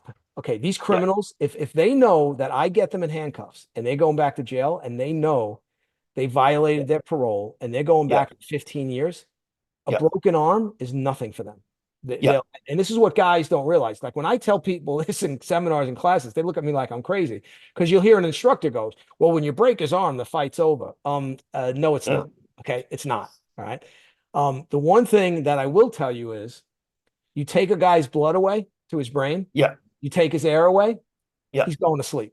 Of course, yeah, yeah, But when I teach that, because I do teach it because it's an important skill to have, yeah, I always preface it by saying you can never ever choke someone in a real situation and be angry when you're doing it. yeah. The window is a very small window. I've choked guys out where they went out literally in 3 seconds.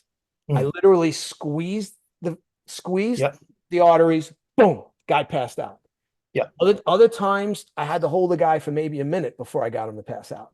yeah, So there's no set time. So a guy tells you there's a right. set time, Yeah, bullshit, right? yeah, But if you're angry with this guy and you're choking him out mhm, and you miss that window, yeah, now he's dead. yeah. And again, there's other factors. Those chemicals in them can cause problems too. So that's why Of course, you right, got to right, be right. really careful. So like Yeah, every guy I choked out came to relatively quickly, but when they did, they came to in mm, handcuffs. So yeah, now they're no longer a problem, right? They're wondering how yeah, they got in handcuffs, right? yeah, So so yeah. So again, going back to that moral component, right? yeah, yeah, Like I tell people all the time when people like some cops I worked with, they'd see me fight a criminal or two criminals. Let's say I'm fighting more than one guy. And afterwards they'd say to me, "Boy, I thought you were going to kill those guys." And I'd look at them and I go, "Oh, no, no, no, that's all an act." And they go, yeah, "What are you talking about?" I said, "Well, no, I'm trying to psychologically like put fear into them.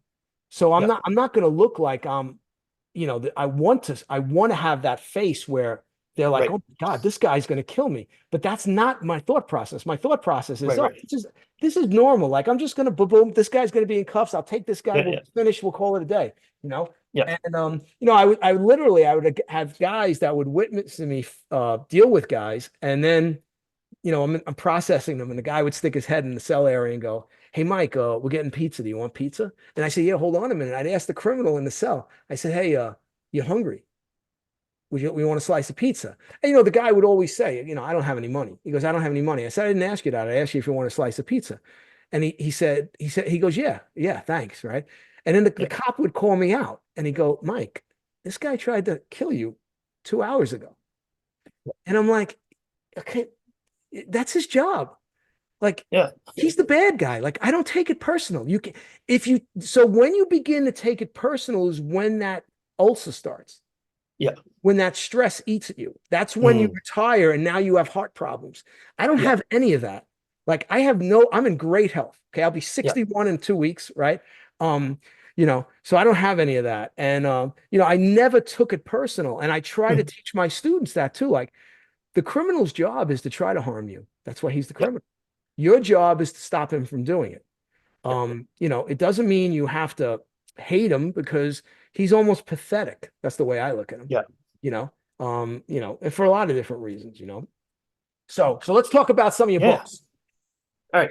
Okay, so first off, this book, great. Yeah. Like I said, if Thank you you. Thank you. if you read the Feldman book and you read this book, whatever order, I literally think unless some new information or some new Right. scroll is found or a photo or Yeah. some document that's hidden in someone's basement or something in Okinawa, I think we've pretty much covered as Yeah. much as we can with what we know and what we have available to us on Yeah. Itosu.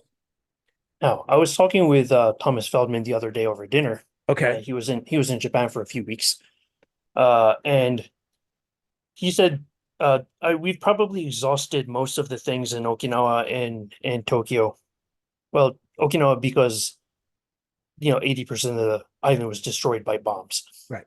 But said he wouldn't be surprised if there's little treasure troves of stuff in people's drawers in South America and Hawaii, What I agree. where 100%. the Okinawans started immigrating in the late 1800s. Okay. Right. 100%. And So I don't want to interrupt you, but I am going to yeah, yeah, interrupt. yeah, yeah. So the last few years, I have been going to South America on a regular basis to teach Tadayoshi Kobudo. Yeah.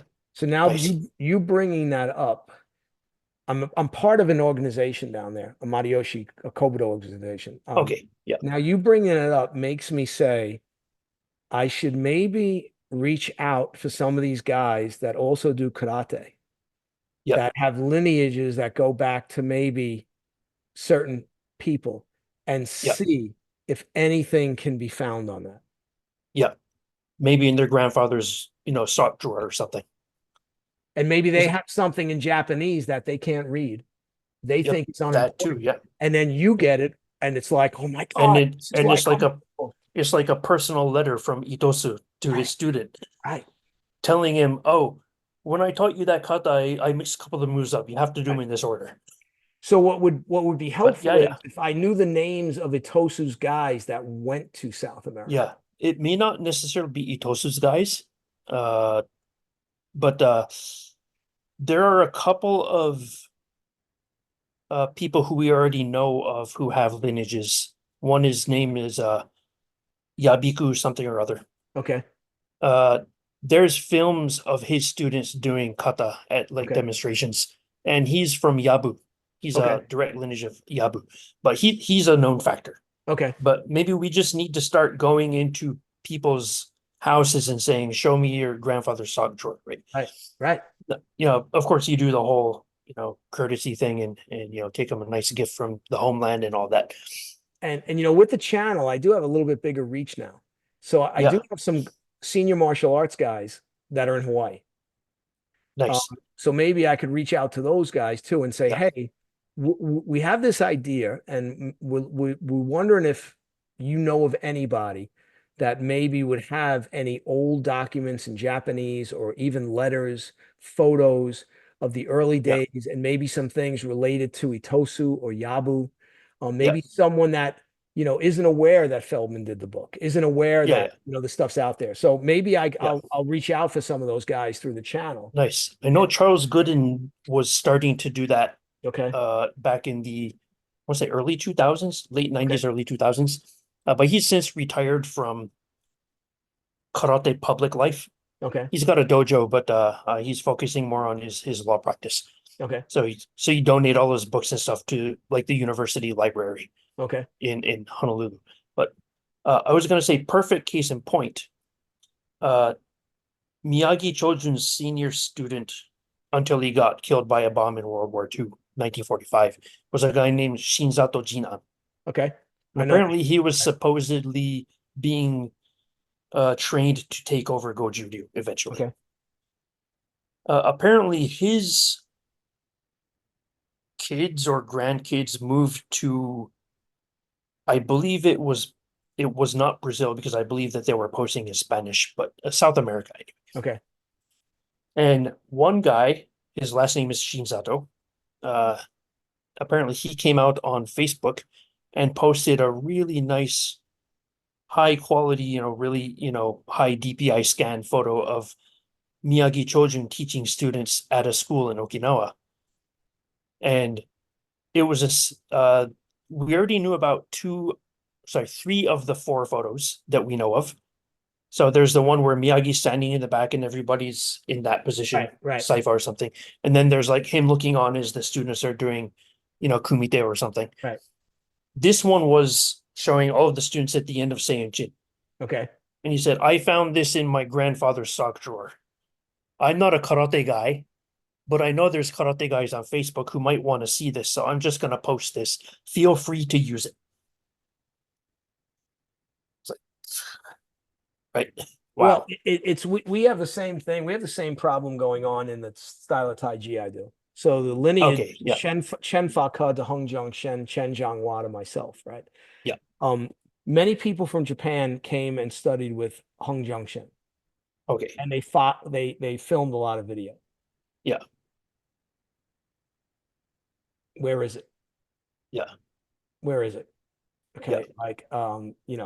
Like, my teacher's gone to Japan. He's tried to talk to some of the people. Either they don't want it out or, whatever. But Yeah. This is one of the problems, right? I mean, look, it's like Yeah. Isshin-Ryu, right? Yeah. Certain people held on to the films of Tatsuo.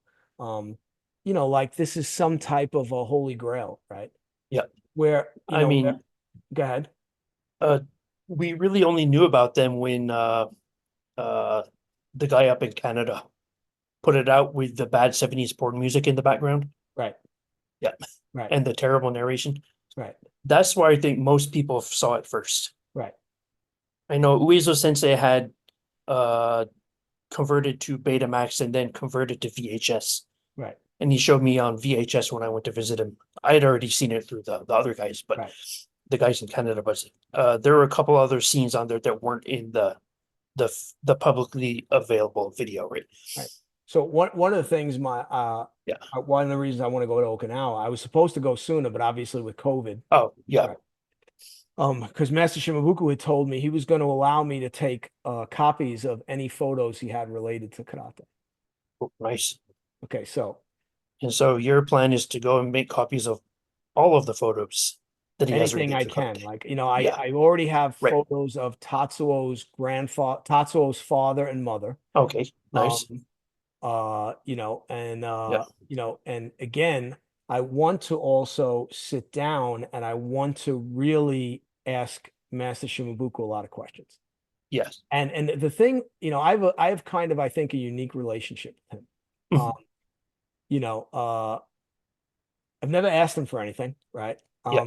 I've done a lot of things for him because I wanted to, but not because, he's always treated me great, Yeah. But so what I like is if he doesn't know something, he'll say, Michael, I don't know. Yeah. And I appreciate that, right? Yes, yes. Like we've got some of the Isshin-Ryu guys, like their idea again of their history, looking at the history is well, so-and-so said this. Yeah. Okay, but who's Okay, so-and-so and does so-and-so have an agenda? Because let's face it, guys guide the history so it fits their agenda. Right. My agenda is I want it all. I want warts and all. I don't care. I don't care.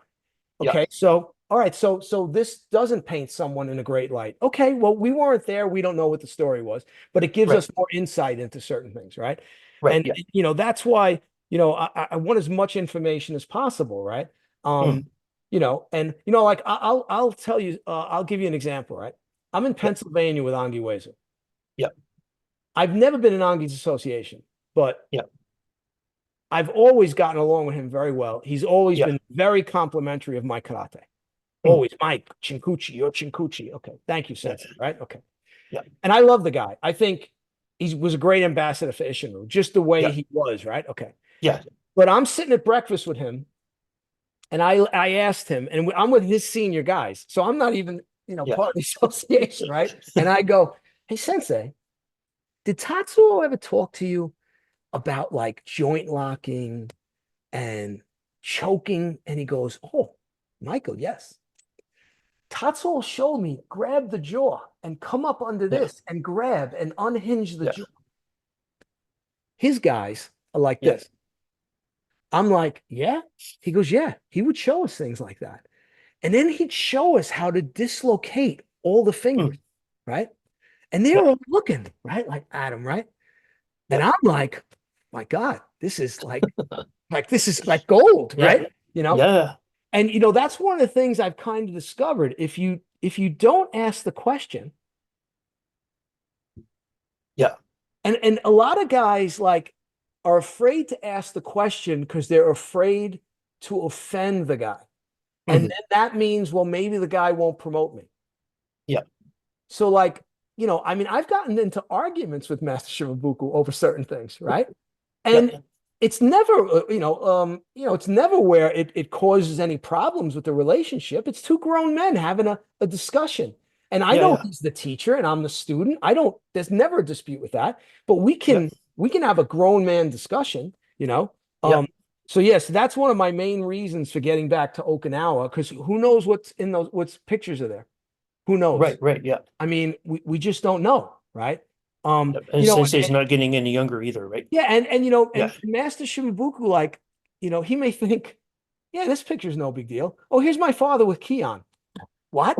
Right? Like, you know what I'm saying, Joe? Like, Yeah. uh, I'd have to be careful that I didn't have a heart attack. You know what I'm saying? So, Yeah. here's my father with Tyra, Um, Yeah. so I'm just saying, like, we don't know. Like, and there probably isn't photos like that because there wasn't a lot of photography going on back then. Of But course. Right. still, Yeah. we don't know what's there. And I want to go and Yeah. see what's there. And he told me I can take photos of anything. I asked him about other films.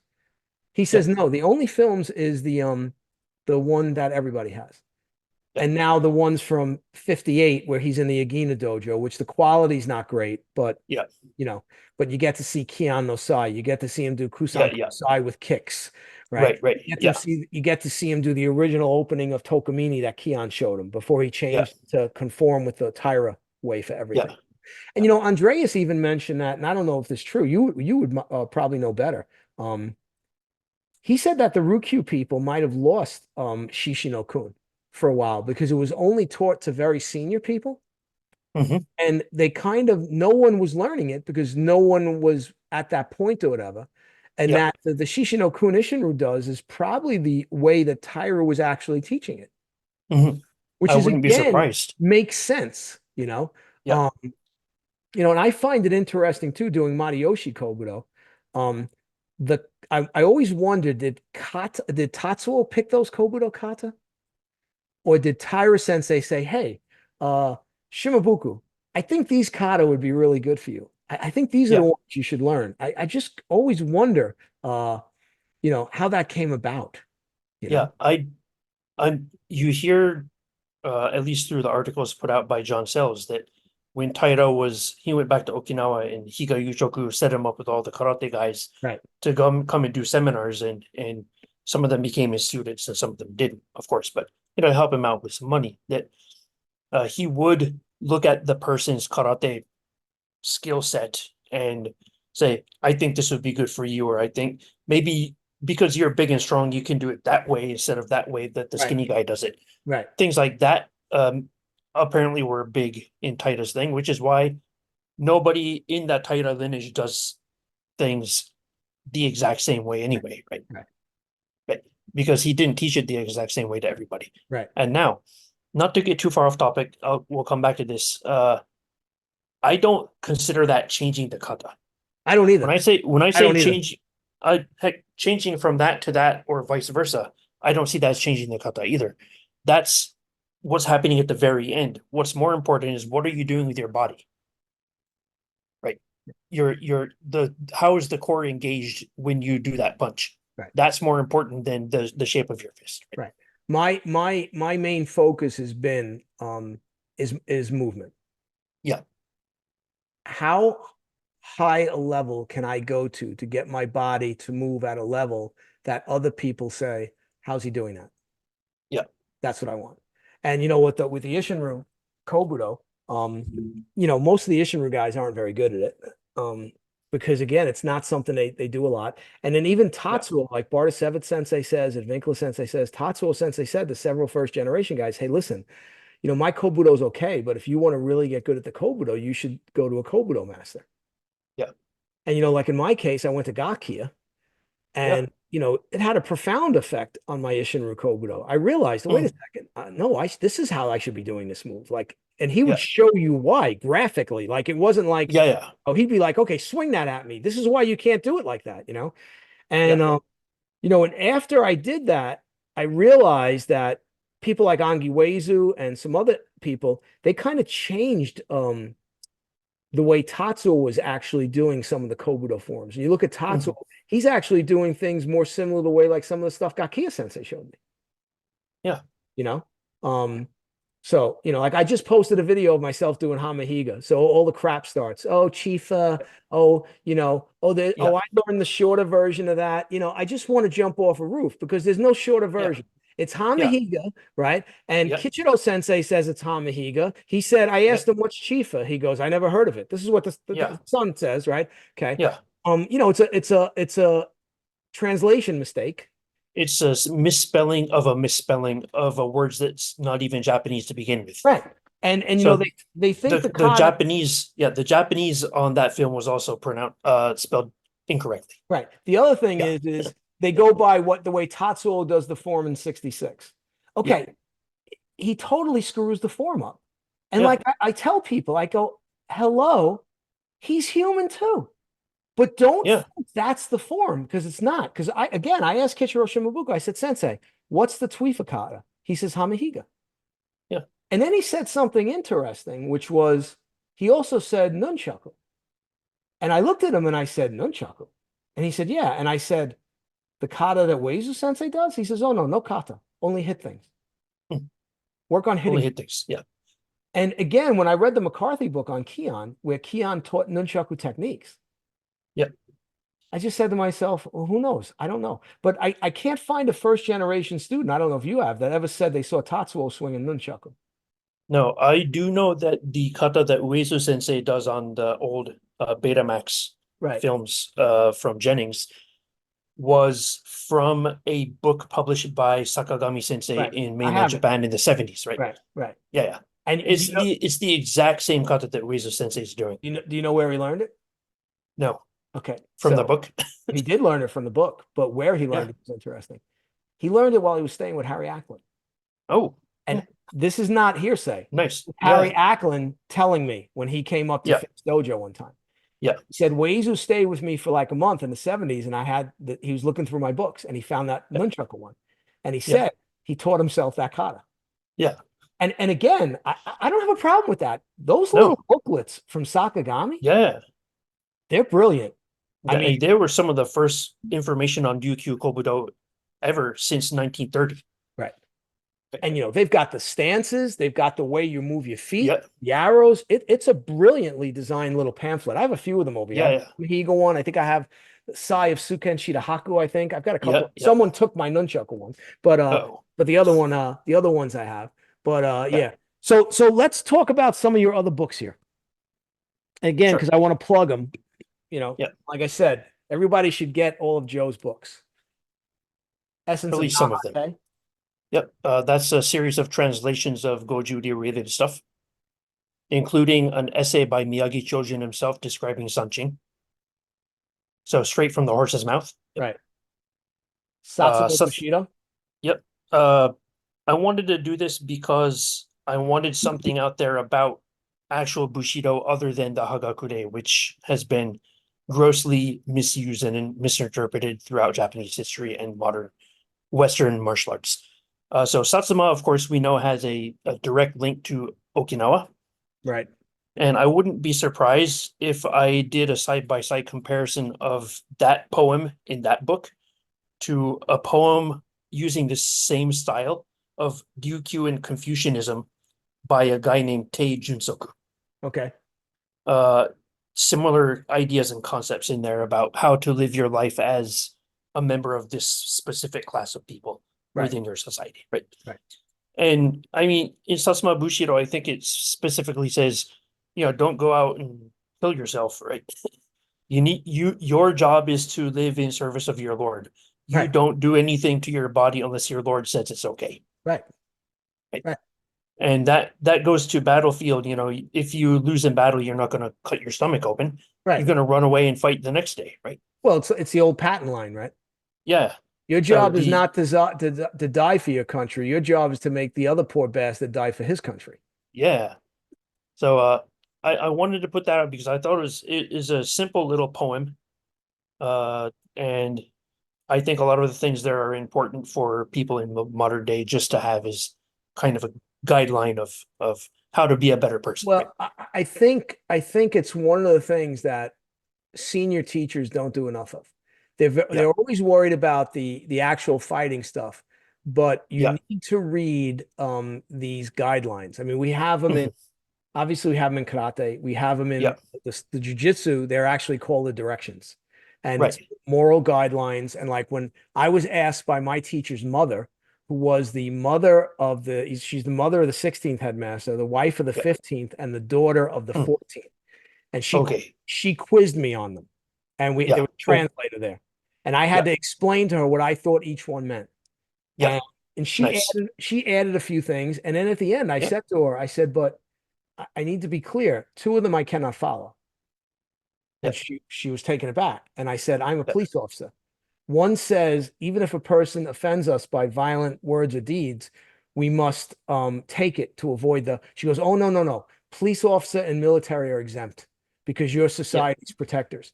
And that's Yeah. another thing people don't realize. Some of these Mm.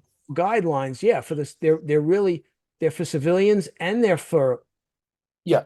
warriors, but depends on the state of you're in as a Right. warrior, Right. Right. you know. Yes. But I think like I have up the seven virtues of Bushido in here. I have up Yeah. the directions from Sosu Ishido. Yeah. And then I also have up Teddy Roosevelt's speech about the man in the arena. Yeah. Um, which again, just to remind people that critics are always going to criticize, but have Yeah. they been in the arena? Are they the ones really doing anything? Right. Right. Yeah. Um, and then let's not forget. Oh, that's a translation slash reprint of my teacher's book from 1975. Yeah, little It, simple book, but again, a yeah, cool little book. yeah. Um, I said this will not make you into a formidable stick fighter. right, It's just one person's view of how to use the stick in fighting based right. on what he learned, right? And this one you translated. Yep, I translated this one. Yeah, this one you gave me in Tokyo. The author has since passed away. Right. Uh, I tried to work with his family to maybe get a commemorative redo of it, Okay. but they just asked me just to leave it alone. So Okay. yeah, yeah, And okay, yeah. what's your future plans?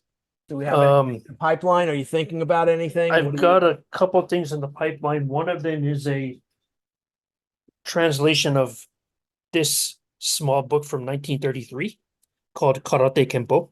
Okay. So it's by a student of Funakoshi and Motobu, who also went to Okinawa in 1929. Is that the miso? Mutsu Mizuho, yep. Yeah, okay. So it's got like 20 kata, like a bazillion fighting techniques. It's got rules for potential competitions in the future. Interesting. So I finally restarted working on this. Okay. And I want to do something similar to what I did with the Itosu book, but for Higon no Kanryo. Okay. Although Okay. there's much less information about him, like primary source information about him. Right. And then I want to do something eventually with Bushi Matsumura, Okay. along the lines of the Itosu book. So not really a biography, but a little bit of my research into the history of these guys and what they did and what they taught, and then Right. a bunch of translations of Right. primary sources about them. Right. Right. And so they're the big three things that I'm probably going to be working on. And I want to do for the translation of this big book here, Karate Kempo by Mutsu Mizuho.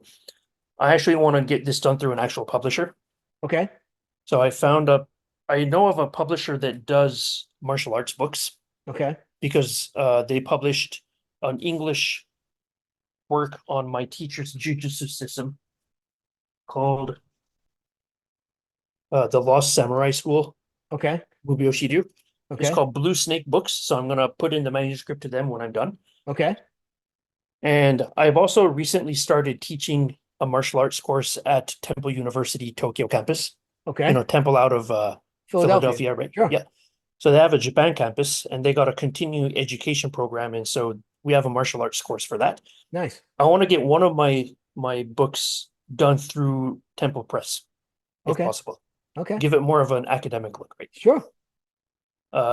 Just because, I love Lulu and the vanity publishing stuff because at least it gets the information out there. Right. Right. But also, if you've spent a lot of time on something, you also want to have it recognized by an actual publishing house that has editors and fact checkers Well, right. and people who make sure that what you wrote is what you wanted it to say. Right. Right. Yeah. Right. And the other thing too is like I think Feldman's Itosu book I think is available on Amazon. I mean, a bunch of your Yep. books I actually bought off Amazon. Oh, yeah. And that's So that's important too because yes, it's just Lulu has easier. a It's easier for people to get yeah, them that way. right. Lulu has a program where if you sign up for it and it passes all of the tests for like quality, quality of pictures and stuff, make sure Okay. it's something's not going to happen with the printers to make it look bad. That they'll also distribute it via Amazon, Barnes and Noble, and some of the other online bookstores. Okay. Yeah. That's good. Okay. And so he said his Yabu book, Feldman's Yabu book, is coming out on Amazon. Probably he's got it going through the checks now, Process. and Okay. probably in the next month or so, he said it should be available on Amazon. Okay, good. Yeah. Because Lulu's too, it's just a little bit more. It's just another step Yeah. that people have to go through to order it. Right. Like me, I don't Yeah. care. I'm, Right. once like because I don't. So I don't know if you what happened. I was interviewing Patrick McCarthy. He was the first guy, first interview I did on the podcast. Yeah. And I asked him what's the next plan after the Keon book, and I said I'd like to see something done on Yabu Kensu. That's what Yeah. I'd like to see. And that's when he said, "Oh, it's already being taken care of. Thomas Feldman's writing it." And I was like, "Oh, great," And he asked me, "Did you read his book on Itosu?" I said, "No." He says you should get it, and that's when I got it and I read it. And Yeah. I thought his Itosu book, like I said, it was great. And I think it's almost like we're in kind of this golden age. Like there's this group of you guys that are doing this work that for a guy like me, I get to just sit back and like I tell people all the time, I don't care if anybody watches this podcast.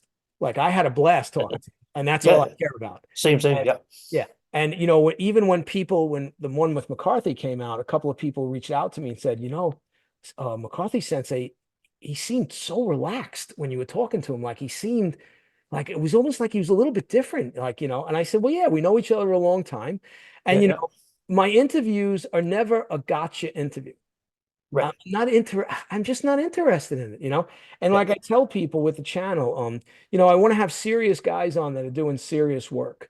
Like being able to interview Hunter Chip Armstrong, a guy who was connected to Don Drager and has all this experience. Well, it's phenomenal. Yeah. And the podcast that's coming out this Sunday is an Australian filmmaker that just created an hour-long documentary on people getting into martial arts over the age of 50. So again, Nice. Not a little thing, right? But again, he reached out to me. He says, listen, I don't know if you'd be interested, but I just recently found your podcast. I really like it. I'm doing this documentary. It's coming out the end of August. And of course, like I said, I ran it by the wife and she goes, oh, that sounds like a good subject. And I had the guy last week and it's dropping this Sunday. And like I said, this one will drop next week.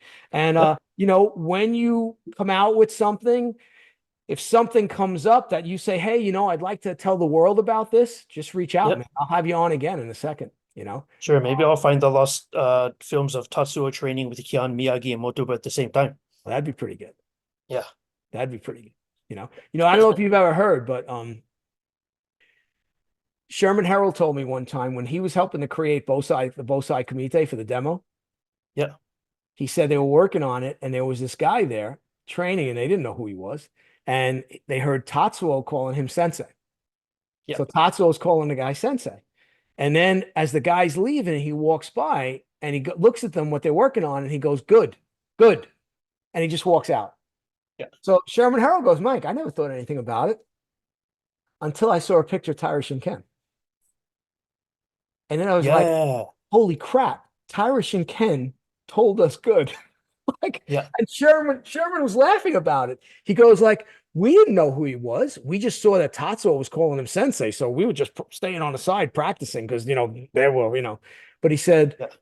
Tyra Shinken told us good, right? So it's these little anecdotes you hear from time to Yeah. time. You know, I um, haven't. go ahead. Another anecdote, a good friend of mine, a Goju instructor who has recently moved to Oklahoma from Colorado.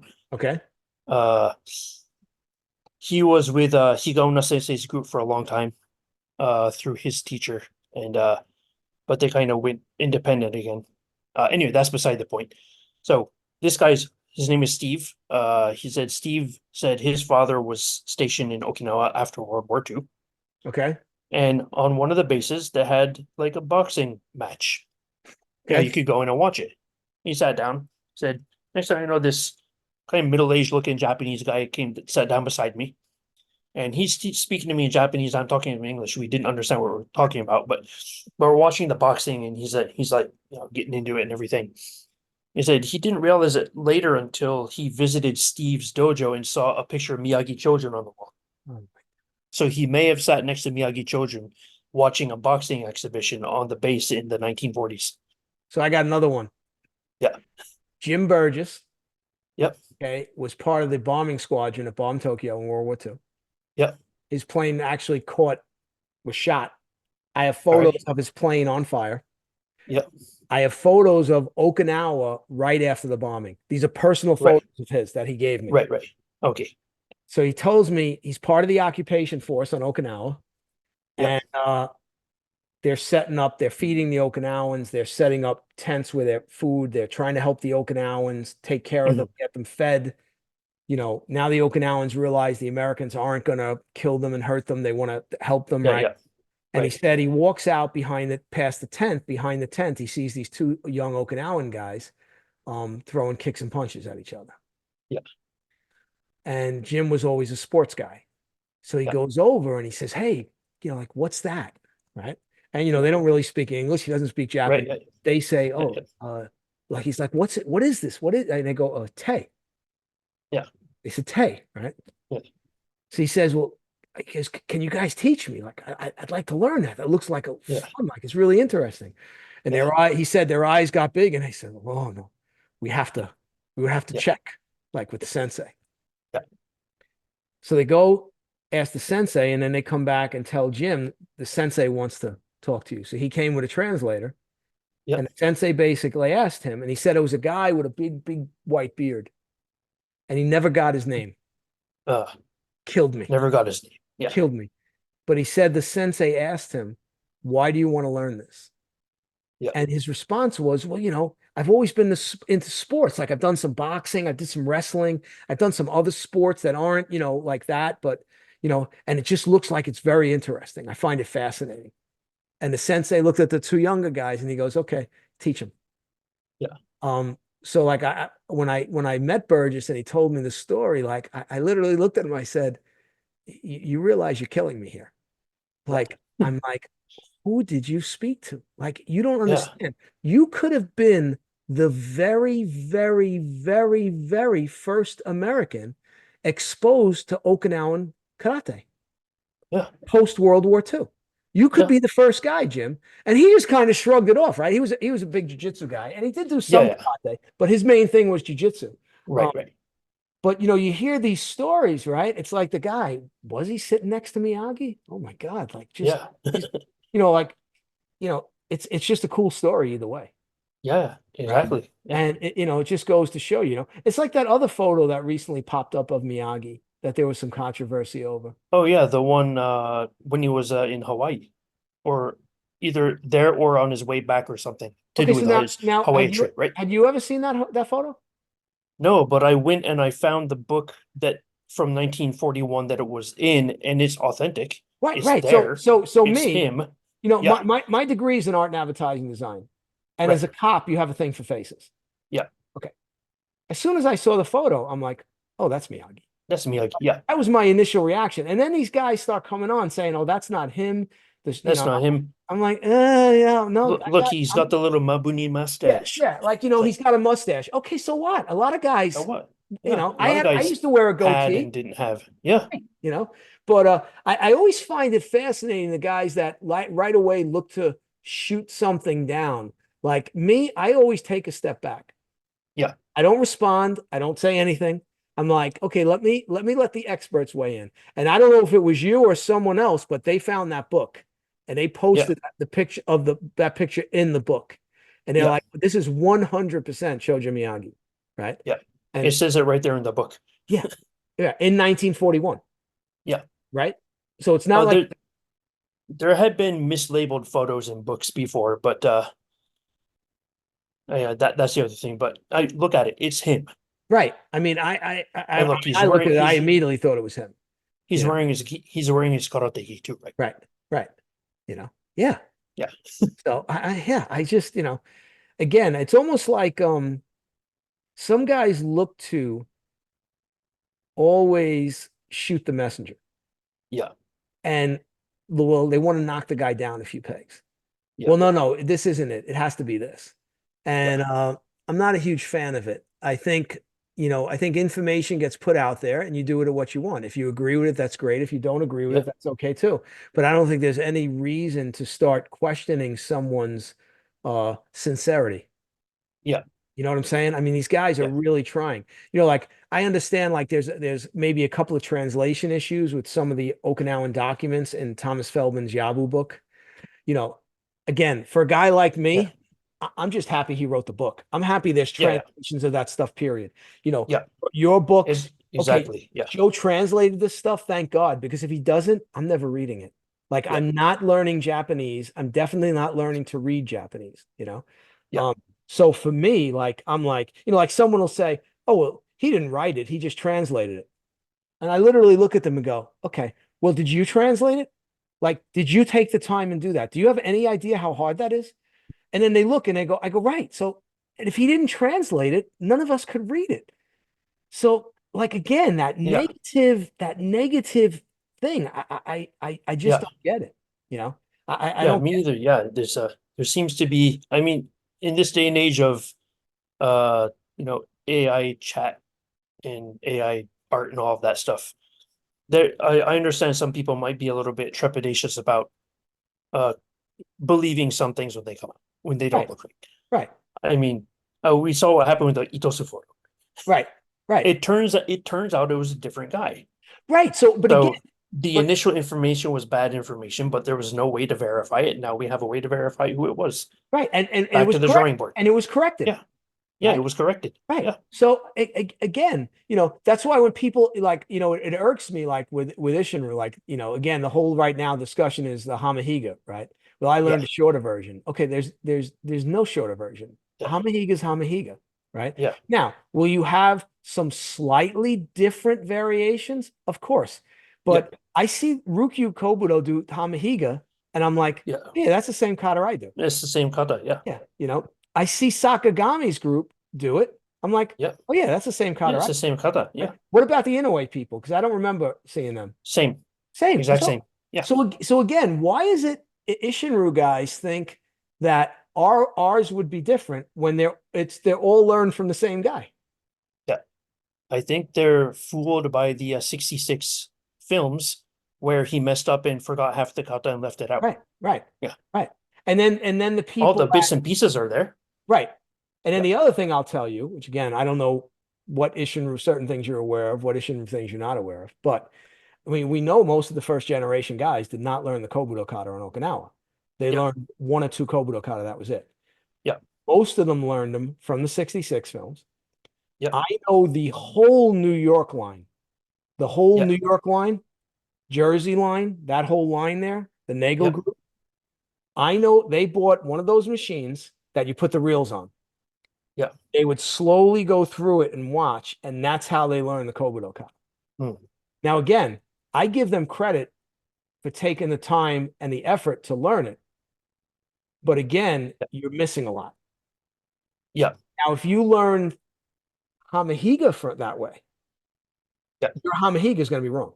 There's no way Yeah. it's going to be correct. It's not going to be the Hamahiga that we all know that we see all these different groups doing, you know? Right. And I think maybe what I'll do is I'll put a video together, maybe of where maybe I can get a video of Inoue's people doing Hamahiga, Yeah. you know, with the different versions from the different backgrounds, maybe the Sakagami group, Yeah. and Tyra, and put them all in a video, and then people Yeah. can say, okay, folks, this is the Isshin-Ryu kata. Like, let's Yeah. stop kidding ourselves, you know? But like I say all the time, some people still think the world's flat. Yeah. You just can't, you can't change minds, you know? No. Um, I did recently, I did create a nunchaku kata for Isshin-Ryu. Okay, nice. I made it. I mentioned it in a podcast. A couple of people go, "Oh, Yeah. you gotta film it. You gotta put it out there," And again, I Yeah. made it more for my students. I just Yeah. decided, um, I just thought it would be cool. My guys are all into weapons. So Yeah. and I showed them the working version. They were like, "Oh yeah, when next time you come, you got to show it to us." I'm like, "Yeah, okay, Yeah. relax. It could change by that point, right? I'm still working on it, right?" Yeah. Yeah. But I'm just trying I want to contribute things to Isshin, you know. Yes. Yes. Um, and again, I think I'm at a point in my ability and my knowledge where if I can't create a nunchaku kata Right. that's functional, I might as well Yeah. go jump off a building. You know what I'm saying? Yeah. And it doesn't look like the other nunchaku kata. It's different. Obviously, Mhm. techniques. Of You're gonna have course. Yeah. Yeah. overlapping techniques, right? I think there's like what all of four nunchaku techniques in existence. Yeah, there's not. That one. That one. That Yeah, one. there's not a lot. You And know what that I'm one. saying? Yeah. Yeah, or there's a slight variation of it, but when Or you you really look swing, at it, it's the or same you technique, right? or you emphasize the upswing instead of the downswing on the Yeah, same yeah, figure eight. yeah, Right. Yeah. exactly. And we Yeah. teach the Weizukata, the one from Sakagami. We teach it to the Yeah. kids in Yeah. Joe because Yeah. we don't teach the little kids Sanshin. Yeah. So we replace the Sanshin with that nunchaku kata, and they love it. Yeah. My God, who doesn't love doing nunchaku? Like, come on, right? Everybody loves doing nunchaku. Yeah. The guy who keeps hitting himself in the back of the head might not like it. He may not like it, Yeah. right? Yeah. But And there's one in every dojo. oh, there is one in every dojo. That I goes think I without was that saying. guy.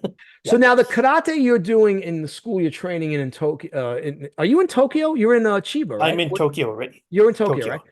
Yeah. So what's their lineage in terms of Um, so we can only trace it back to Sensei's uncle, okay, who was in the military during World War II.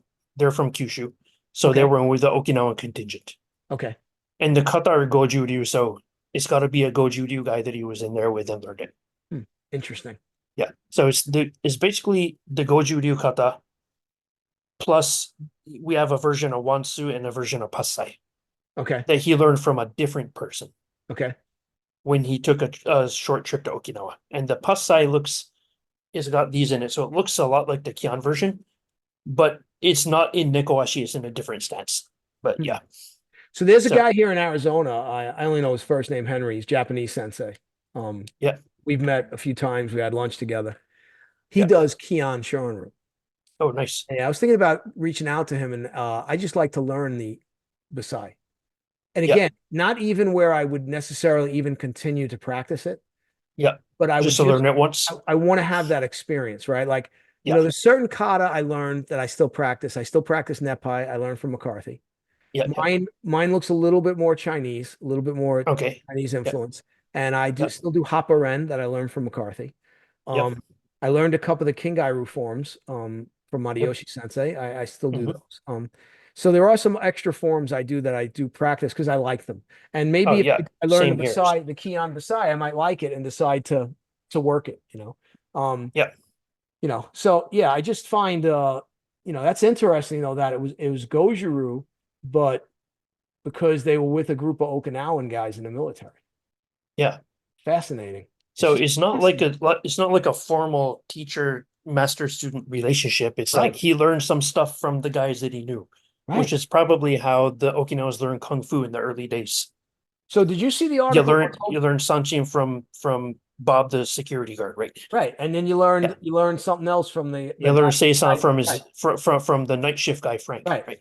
So Yeah. did you see the recent thing Motobu Naoki put out on where um there's some evidence that one of the ways these Okinawan guys were learning was they were paying per kata or per technique?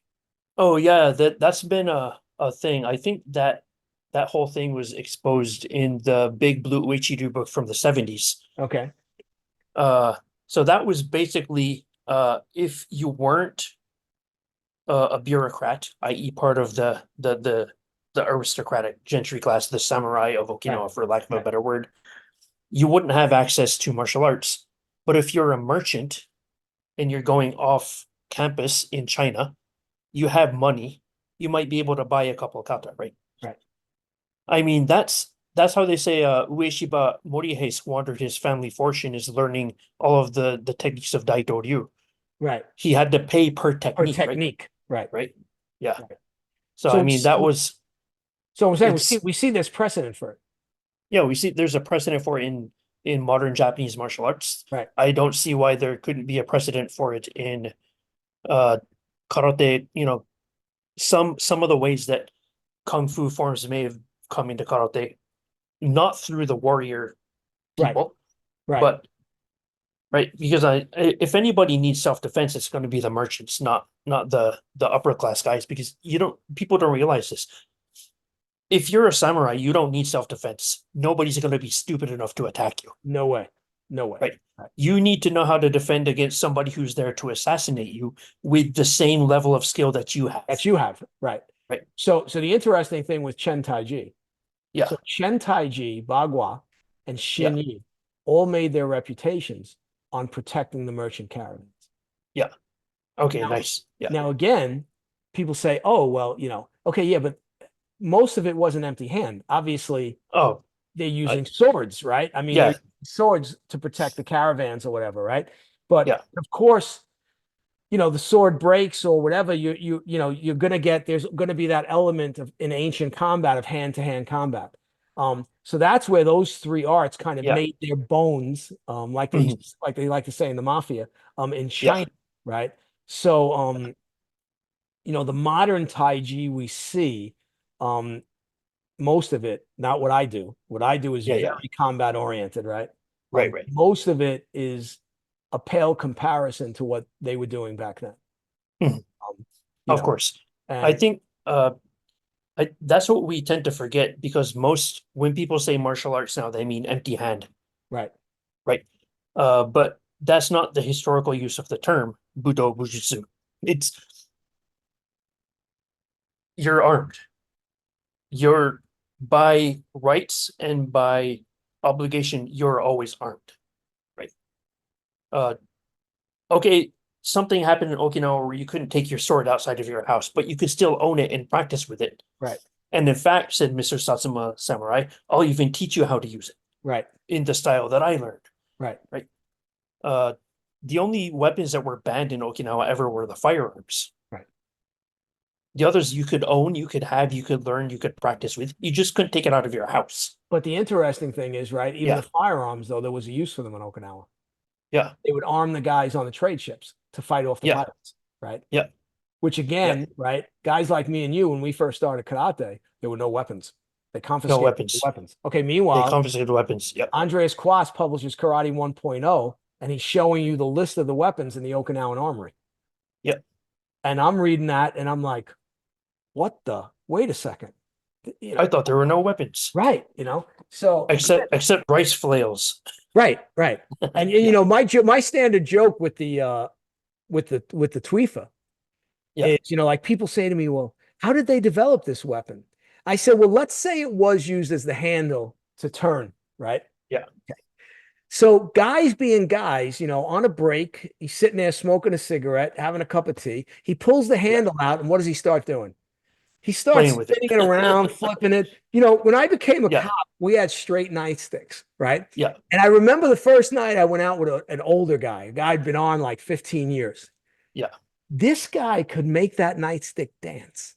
Like it yeah, had the leather thong and he could flip it and twirl it. And I'm watching this guy and I'm like, how the hell yeah, is he doing that? Well, he's doing that because he's got 8 hours to walk around by himself yeah. and he gets And bored. nothing to do. Yeah, like the job description is, you know, hours of boredom, seconds of sheer terror, Yeah, right? And and then you try doing it. Like I'm now the rookie and I'm trying to twirl the nightstick. And Yeah, I'm like, I can't do this. Like this guy's unbelievable. He's like a yeah, high level nightstick twirler. yeah, And I sometimes with some of the weapons, it's the same thing. Like you look at the kama. It's no different yeah, than if I'm in my yard and some guy comes in and goes to attack me and I'm digging with a shovel. Well, I'm going to yeah, use the shovel, right? yeah, So, I mean, but yeah, weapons. I mean, look, I'm a prime example. I mean, I go out into the world, I'm armed. I have yeah, a gun and I have a yeah, knife. yeah. Always, Always. always.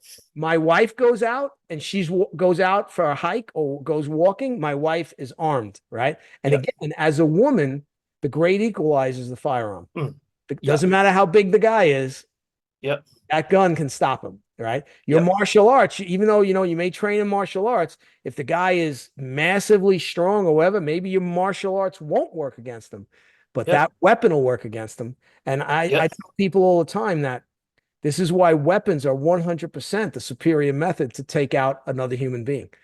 yeah. You're using your hands, it's a lot of work. You I use a mean, weapon, now it's just this, right? Click. right? Which is scary, right? Yes, it Yeah, is. scary. Yeah, But that's where we went, right? yeah, With yeah. in our inventing unique ways to kill each other. Yeah, I mean, it never stops. It just never Yeah, stops. It's funny though that no matter how sophisticated we get, you're still always going to need the ability to physically defend yourself against another human being. absolutely. It's Yeah, always gonna boil down to that. yeah, Um, and that's why there's always an interest in martial arts, and that's why, like you talk about merchants, right? yeah, Yeah, look, a merchant gets robbed the first time and maybe they hurt him and he says to himself, screw yeah. this, Never again. Yeah, not again. I'm going to learn how to be able to defend myself. yeah, And that's why I started karate. yeah, I mean, I wanted to learn how to fight. And yeah, yeah, now and I still teach it and train it as though tomorrow, when I'm in Walmart's parking lot, two guys are going to come up to me. Well, I'm still going to be able to take them apart, right? yeah. And I still train like that. But really now, hopefully it's not going to happen. Of Hopefully, course. Yeah, yeah. but like I tell my students that one time in your life when you really need it to save you or someone else, Mm, you want it to be there. yeah, And one of my favorite things is every once in a while I'll get an email or a text message or a Facebook message where it's from a student who I haven't seen in like 20 years. yeah, They're thanking me for what I taught them. yeah, And, not just, they'll say not just the stuff, the fighting stuff, which saved me a couple of times. And I'm like, okay, oh, good. Like good. yeah, Makes me yeah, happy, right? But they say, they'll say things like the way you taught us, the way yeah. you acted, like Mm, how you were, like you were an example. And I just did a podcast on my first trip to Okinawa, and I talked about yeah, some of the things Master Shimabuku told me. yeah, And when he told me things like the sensei must set the example, like I really took that to heart. Like I said to myself, okay, I have to be the guy that um behaves a certain way, yeah, acts, like I can be the goofball with my wife. I can be the goofball with my grandkids and with my own kids when yeah. no one from the dojo is around. Right. But like I was in South America recently Yeah. and I was in Cali, Colombia. Mm, And so salsa. yeah. We were at a married couple's home and they decided to put on music and they wanted to dance salsa. Yeah. I'm there by myself. I'm not there with my wife. Right. This young girl, attractive girl, who does Kobudo. Yeah. She wanted me to dance with her, and I respectfully declined. Yeah. Right. And I declined because um, I'm not going to have that on video, which is going to Yeah. upset my wife. And Right. it shows me not acting to what I think is a sensei like manner. Right. Right. Right. Now, Yeah. if my wife's sitting next to me and my wife says, go ahead, right? Or she Yeah. shows me and my wife how to do it, great. But I try to always, and this is why I tell my students too when we go to Japan, I say, watch what you say, Yeah. assume everybody speaks English. Don't do anything to not only embarrass me in the dojo, don't do anything to embarrass yourself. Like, Yeah. act a certain way. And you know, and I'm sure you've seen plenty of it. I've seen plenty of it where I thought I had a lot of respect for a certain individual, and then I saw them act a certain way in a certain Yeah, setting, and now I'm looking at them a little different, and it's hard yeah, not to get that picture out of your head. yeah. And you know, sometimes it's hard. It's hard to be like that, but Mhm. I just feel it's my responsibility um, Yep. as an instructor, you know. And you know, now with Master Shimabuku laying more responsibility on Yep. me, you know, now Yep. I'm like, okay, now I really got to be careful. I got to watch. I have to make sure Mm. you know. So like, you know, again, like a lot of times I don't comment on people's posts on Facebook. Right. I don't Yeah. critique what they're doing. And Yeah. if I do critique, it's usually something positive, right? Yeah. Or I say, you know, that this looks good, but maybe you want to work on this. And to be honest, I stay away from it in the karate world. I do it a little bit more within the Tai Chi because Yeah. I'm so senior. Um, Yeah. so but you know, so yeah, so you know, talking Yeah. about that kind of stuff, and like you translating some of these things, I think it's Mhm. important for people to read that stuff. Yeah. I mean, there's that old saying, if you don't know the old, how can you create the new? Right. So even if it's just a historical curiosity, Right, let's face it, I mean, we all know that knowing the birth dates and death dates of Kian and Motobu is not going to help you in a fight, right, right? right, But but uh my personal take it, I live in Japan, one of the safest countries in the world right, for like almost everybody, right, right? Almost everybody. Uh and I don't need karate for self-defense in Japan. Let's face it. Neither do right, my students.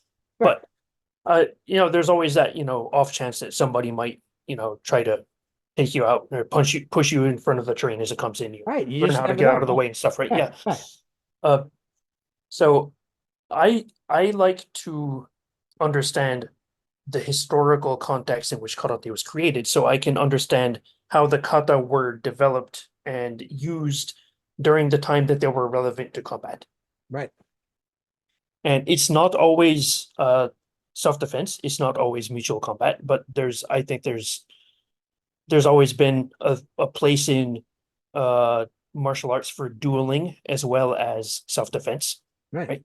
One-on-one, we can call it ritual combat, right? right, Somebody might die, but it's still one-on-one dueling is a ritual combat. right. It's not warfare, right? Well, if you remember in the Hunter Armstrong, excuse me, interview, Yeah, he mentions that that was a big part of India, that their yeah, martial arts were developed for individual combat. So the yeah, two top warriors from each army would go out and they yeah, would fight, and that would decide it. yeah. So it wasn't battlefield groups of Right, guys attacking. right, There's right. a whole tradition in India of this, right? And I'm sure it's not Yeah, just India. I'm sure there's other cultures that did the same thing, right? yeah, Um, you know, like in Troy, when Brad yeah, Pitt goes out to fight they send out their top warrior. Brad Pitt goes out and fights him, and okay, that's it. Now you saved a lot of men's lives that day, right? yeah. I mean Um, the classical David and Goliath mythology, right? right, Send out your two top guys, right. right? And you know, again, So yeah, I mean there's that my ritual combat, right, right? yeah, And I and think that is again, always part of martial arts, part of it, right? 100%, Yeah, yeah, 100%, right. Um, you know, like in my experience too, right? Like the other thing too is like if you're dealing with a group of criminals, you try to yeah, identify the the leader, right, right? So now there were times when I was facing a lot of guys, like, and yeah, I you know I don't kid myself. If they're all coming at me, I'm in trouble. I'm probably right, gonna right, have to draw the firearm. yeah, What I learned early was if I couldn't dramatically eliminate the leader, yeah, where 1 second he's there and the next second he's unconscious, yeah, and it's a blink. yeah, And now everybody else, it completely changes the tone, yeah. you know? And I think so, you know, and that's all the the self-defense gurus say, if you're surrounded, take out the leader. yeah, The problem is, how do you find out who the leader is? yeah, that's what's a little Right. hard to identify. Right. Yeah. You know, The 'cause other one is also just run away. What if you don't know how to run? right. And what if What they're if you've faster never than you? I mean, run a day in your life? you know, You're not going to just run away. you know the standard joke with cops? The standard Yeah. joke with cops are you come on the job, like me, I was 24. Yeah. Criminals are 17 to 21. Yeah. You retire 22 years later, Yep. the criminals are still 17 to 17 to 21. 21. You're not, right? Yeah. So yeah, and again, that brings up a whole other area of issues with actual combat that I think Right. sometimes aren't focused on. Like my first Yeah. instructor will always say, "Oh, you don't have to be in shape if you have good technique." Yeah. Yeah, that's horseshit. Yeah, No. yeah, As long as he said it helps, right, but right. yeah. Yeah. But you look at the kata, and you like in the kata. I mean, even there's combat principles within the kata that I don't Yeah. think enough people pay attention to. They're just looking at techniques. They're Yeah. not looking at what else is the kata teaching you. Like Right. the clear one is Seisan, where we go from here and we turn to the left. Yeah. And then punch, punch, kick, punch. Yeah. Now we look right. Yeah. But out of the corner of our eye, oh, there's the immediate threat. Yeah. So the kata is teaching you deal with the immediate threat. Don't worry Yeah. about the guy that's not close enough to you yet. Yeah. So again, it sounds like, oh yeah, that's simple. No, that's incredibly important in real combat. Yeah. Yeah. And the So kata teaches us stuff like that, but because we've become where we're worried about what it looks like. So a Yeah. judge gives us a high score as Yeah. opposed to what its functionality is. Yeah. I said we're either worried about what it's look like or how many different applications we can come up for one generic looking move. Right. Right. And we don't practice any of them enough to be able to pull them off. Right. Like what I tell people all the time is, right, I'm going to give you a big bag. I'm going to give you a lot of tools for your toolbox. Yeah. You've got to figure out which ones you like, and those are the ones you really work on. Yeah. Like I tell people in combat, people will say to me, "Well, Sensei, what's a technique you use a lot in combat?" And I'll show it. And like, yeah, and I'm like, yeah, right. I said, but then the crescent kick in Kusanku, I used twice. Yeah. Right. I'm not kidding you. I told people all the time, I would teach that kata and I would do that technique, and I'd go, listen, you're never going to use this technique in a fight. Yeah. Like you're never going to use it in a fight. Yeah. So, I'm on record telling this for years and years. Yeah. And then I use it twice in a fight.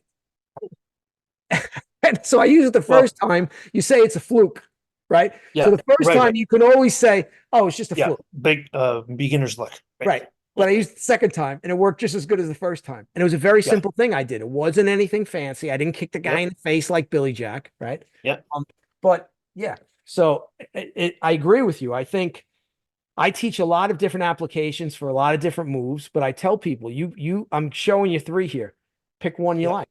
Drill that Yeah. one. And you're the guy you're working with, well, he may not like that one. That one maybe doesn't work well for him. So you find the one Yeah. that works well for you, you drill that, Yep. So Yeah, I think one other thing we need to be careful about in kata is we know that Okinawan karate has a long history of also being a performing art. right. You do it to music. Right. Right. You do it in front of envoys from China in 1867, right? Right. To the sounds of drums and gongs. Who says that the jump spinning crescent kick in Kusanku wasn't put in there as a dance move, a performance move, and that's not the combative technique?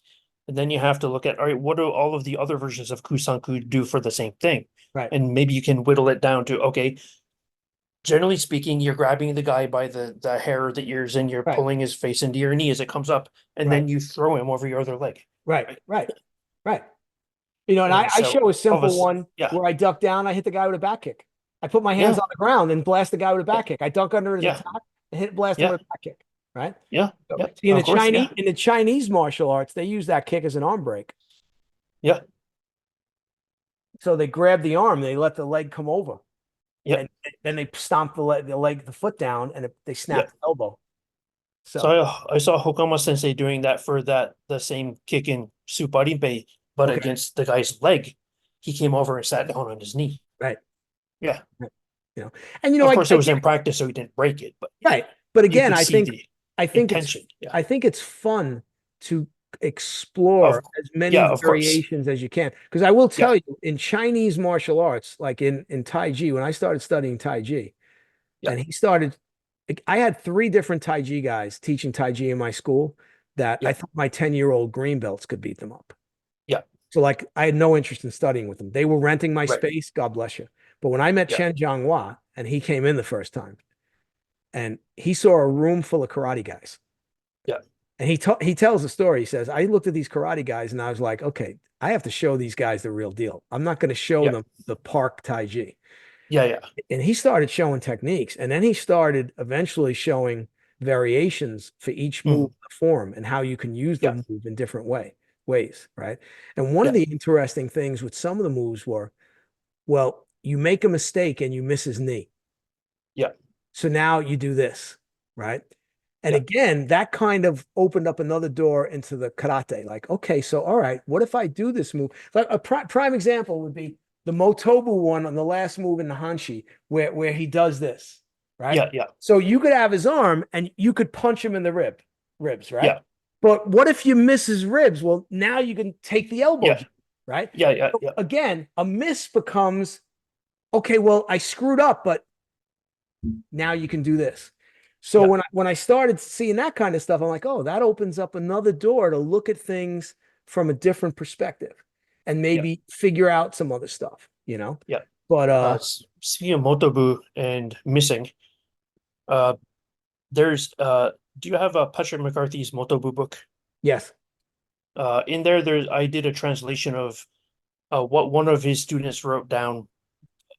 Him remember Motobu saying like 26, 30 sayings, Okay. and one of them was Motobu saying when he was in Okinawa in 1927, and Kano Jigoro, the founder of judo, came by. Kano asked, they sat down, had some tea, and talking about martial arts. And Kano said, "What do you do if your punch misses?" Motobu says, "I just hit him with my elbow instead." And he said that shut Kano up real quick, and he never asked me another question about karate. So Yeah, Shihei Kwan says we have three fists. yeah, Fist number one, yep, fist number two, yep, fist number three. yep, And again, opens up doorways. You look now at yes, the Okinawan kata, right? yep, You look at certain moves, you say, right? Um, can that be used like that here? And the answer is, yeah, right. I I mean, mean, you see it in Seiyuchin, right, where we do this and then we come in, we follow up with this, right?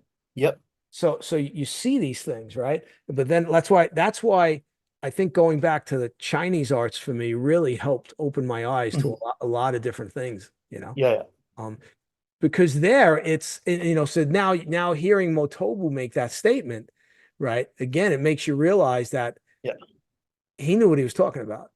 yeah, Like certain guys back then, they knew what they were talking about. I mean, yeah. you're not going to tell me Yabu Kensu didn't know how to fight. No, you're not going to The tell guy, me that the either. guy survived war. I mean, I'm sorry, Yeah, you're just not going to tell me, you know.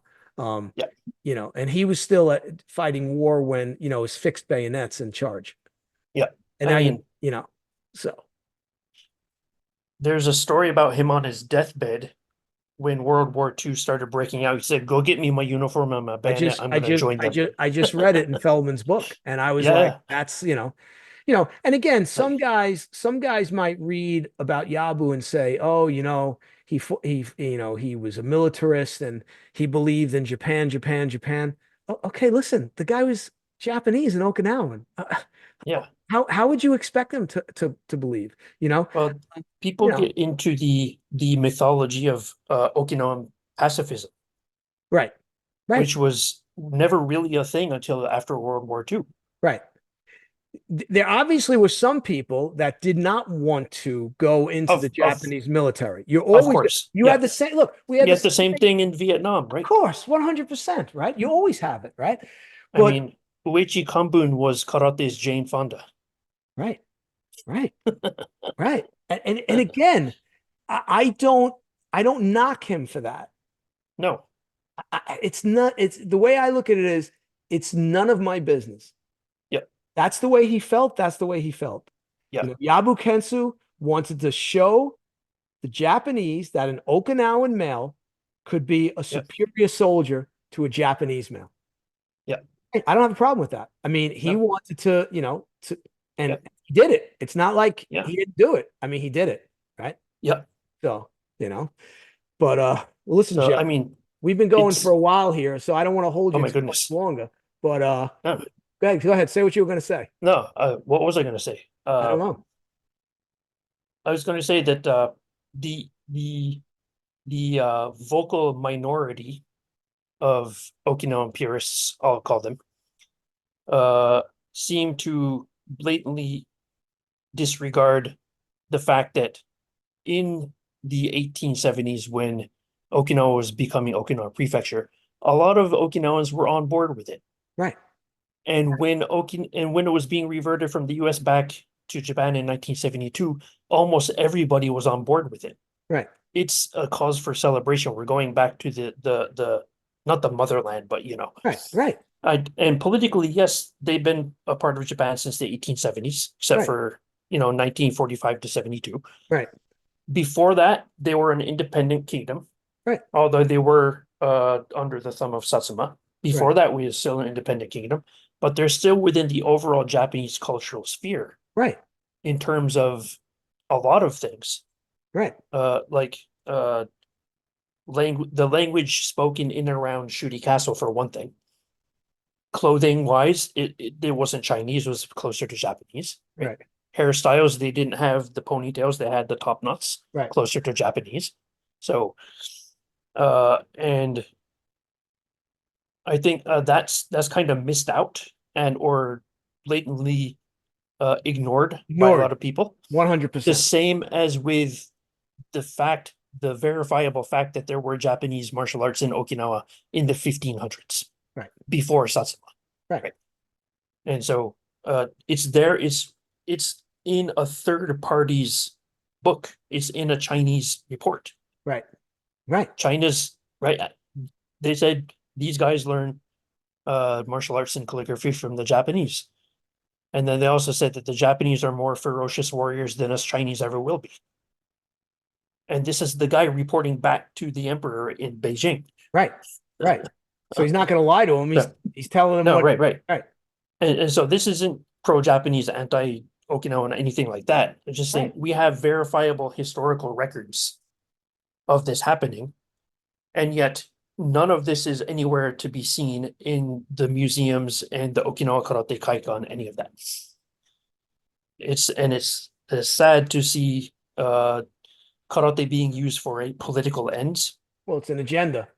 I understand the want for a unique Okinawan identity because politically they were not part of Japan until this 1870s, right? Anyway, but to ignore the bits and pieces and components of the culture that became Okinawan culture, Right, both on the Chinese side and the Japanese side. I mean, this whole UNESCO thing is also kind of downplaying the Chinese influence right, on Okinawa as well, trying to right, say it's always been unique to Okinawa and there's no outside influence. right. Right. Well, I'm sure it's not. I'm being hyperbolic here, of course, but no, but I understand what yeah, you're saying. yeah, So my observation is now, so like I just got back from the Isshin-Ryu World Karate Association Championships. right, yeah, Um, I don't like tournaments. yeah, I don't believe karate should be a sport. However, um, if you, Joe Swift, if you love tournaments and yep, that makes you happy, I am happy for you. Like, yeah, so it's not like I'm going to exactly. tell people don't do tournaments. I want people to do what makes them happy as long as it's legal, right? Yeah, yeah, of course, yeah, So but I went to the tournament and it was a new set of rules. And again, I just saying to myself, they've been trying to make karate this sport for all these years, yeah, and it's just still not there. They still haven't figured it out. yeah, And now on Okinawa, there's this push to make karate some sort of tourism yeah, and to lure people to come there and to study there with the Okinawan masters and stuff. And look, I yeah, don't have a problem with it. Again, if it works for Okinawa, it's great. yeah, I'm happy for you. Okay. yeah, But again, most Okinawan karate masters have not had a fight in their entire lives. right, Most of the last 5, 6, 7 generations of Okinawan karate masters have never had to use their karate for real. There's a lot of people in the West that have had to actually use it and defend themselves and save themselves. Yes. And I spoke to, do you know who Yogi Yosei is? Yes. Yeah. Okay. So I'm with Yogi Sensei the last time. And there's a translator there. And Yeah. Yogi's English is okay anyway. He can get his point across. And I said, Sensei, I Yeah. want to ask you a question. He goes, yeah. I said, Sensei, how is karate different from when you first started? How has it changed? Yeah. And he said, when I started karate, we were taught that when you put your hand on the door to leave your house, you had to be ready. Yeah. And he says, now, if your students don't do well in a tournament on Okinawa, that means your karate is no good. So like Yogi says to me, he says, so Michael, my students don't go to tournaments. So that means my karate is no good. Right. And, again, so we, Okinawa, and then he added this, which was really interesting. He says, karate has painted itself into a corner. Hmm. And now it's got to figure out how to get out of it because it hasn't yet. And I've argued with senior dons on Okinawa that you guys try to turn it into a sport and you took the seriousness away. Like in my dojo, I have kids that start at 4 and they stay with me till they're 17. They go off to college. Hmm. And those kids can defend themselves. And hopefully, knock wood, most of them will never have to, right? Yeah. But Yeah. they Yeah. can. But they can. Yeah. They have high ability. They can move like forget it, especially when they start that young. Yeah. But again, they all did sports. My one son was a professional baseball player. Yeah. The other son was the captain of his college baseball team. My daughter competed in dance. They're all black belts in Isshin-Ryu. They're all black belts in Kobudo. They're all black belts in jiu-jitsu. Yeah. So because none of them look at karate as a sport. Like they look at it, oh no, karate is about how to defend yourself. It's about, it's more a way of life. How do I defend myself? No, baseball is a sport. Karate is not a sport, Yeah. So I think until Okinawa has a come to Jesus moment, they realize, okay, we can have this aspect of it. Yeah. But we need to have the other aspect of it too. Hmm. Because if we don't, you're going to see karate go the way of judo, which judo in the United States, when it first came here, it was huge. Yeah. And now there's not a whole lot of judo schools here. Yeah. I mean, good luck finding one. And like people have complained to me recently about the fact that there's not much Isshin-Ryu on Okinawa. Hmm. Okay, so my question was what would you like me to do about it? Yeah. Like and I explained to them, I know you think it's just Isshin-Ryu, but it's not just Isshin-Ryu.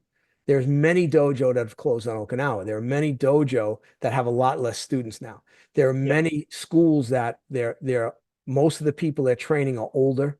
There's not a young group coming up under them. I said, but they haven't realized yet that they have a problem. And how do we fix the problem? Well, we fix the problem by when a young person comes in and joins, we say, okay, this is not about scoring points. This is about that one time in your life when you have to defend yourself. And I know what you're thinking. You're thinking, oh, but I live on Okinawa and Okinawa is very safe. Okay, well, do you plan on ever traveling? Do you plan on maybe going to Tokyo? Do you plan on going to the United States in your travels? Do you plan on going somewhere else in your travels, right? And you don't think those places could possibly be a little bit more dangerous than Okinawa? Well, this skill we're going to give you will help you save your life. Yeah. And I think that's the key component that right now is missing within the Okinawan karate world. Yeah. I always say that even in mainland Japan, there's probably twice as many karate schools that have more of a combat orientation than any of the schools in Okinawa. Not most of them, right? But that's, of course, can be chalked up to pure population differentials. Right. Of course, right. Right. But I mean, the whole thing about you have, of course, two schools of thought in Okinawa: those who completely disregard the sporting aspect, and those that are going towards the sporting aspect. Same thing in mainland Japan. You have the same thing. Right. Two different schools. But I always find it somewhat not disingenuous. What's the word I'm looking for here? Almost hypocritical of an Okinawan purist deriding mainland Japanese karate for being a sport, when the half of the karate masters on Okinawa are trying to do exactly that. Okay, so can I add something to Right. that? And then Sure. we should probably call it a day because we're Yeah, going yeah. almost 3 hours. All right. I'm not going to say who said it to me, but a senior Okinawan master said to me one time, and this was in Yeah, 1997, the yeah, grand opening of the Budokan, where they yeah. had the Okinawan Karate World Championships. The first of several first world championships, right? The only one I was at, though, right? Yeah, yeah. Okay. I was at the one in 99. Okay. Yeah. This senior Okinawan master said to me, well, if it's a world championship, why didn't they invite the Japanese? Yeah. And then he went, because they know the Japanese would win a lot. They've had more practice at winning this sport stuff. So here was I someone, mean, who yeah, was honest about it, right? yeah. I mean, if you look at almost 90% of what we think of as Okinawan and karate is reverse imported from mainland Japan. The Right. uniforms, the belts, the grading 100%. system. The idea of a closed dojo with a shrine at the front. Right. Right. None of that is historically traditionally Okinawan. Right. Right. Right. Right. It's a backyard. You're working out in the Yeah. backyard. Right. Yeah. You know.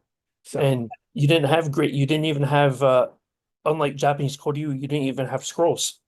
and so funny thing out here in Arizona, like I have air conditioning in my dojo, right? But when it Yeah. gets really hot out here in July, and even now, like I'm sitting here now, it's kind of warm in here because Yeah. we hit when the hottest part of the day was today was about 107, right? Oh wow. But when Yeah. it's 117, so like for 2 months, 3 months, we don't wear gi jackets. Yeah. We wear gi pants and t-shirts. And the first time I suggested it, the students looked at me like, and they go, "Well, should we wear our belts?" And I was like, "No, I'm not wearing my belt. I'm No. just going to wear a t-shirt. Yeah. I'm gonna wear a t-shirt." Like it's very clear. Everybody knows what rank they are. We don't gotta, the belt Yeah. system is just when it gets cooler, we'll wear gis again, and you can wear your belts, Yeah. But Yeah. so it's interesting that moving If out you really here, want to, get a t-shirt the same color as your belt. knock yourself out. If you want to spend that money, and again, if that makes you happy, Yep. feel free. Hey, Me, or I'm if you're in Okinawa, you take off the dogi jacket and don't even have a t-shirt on.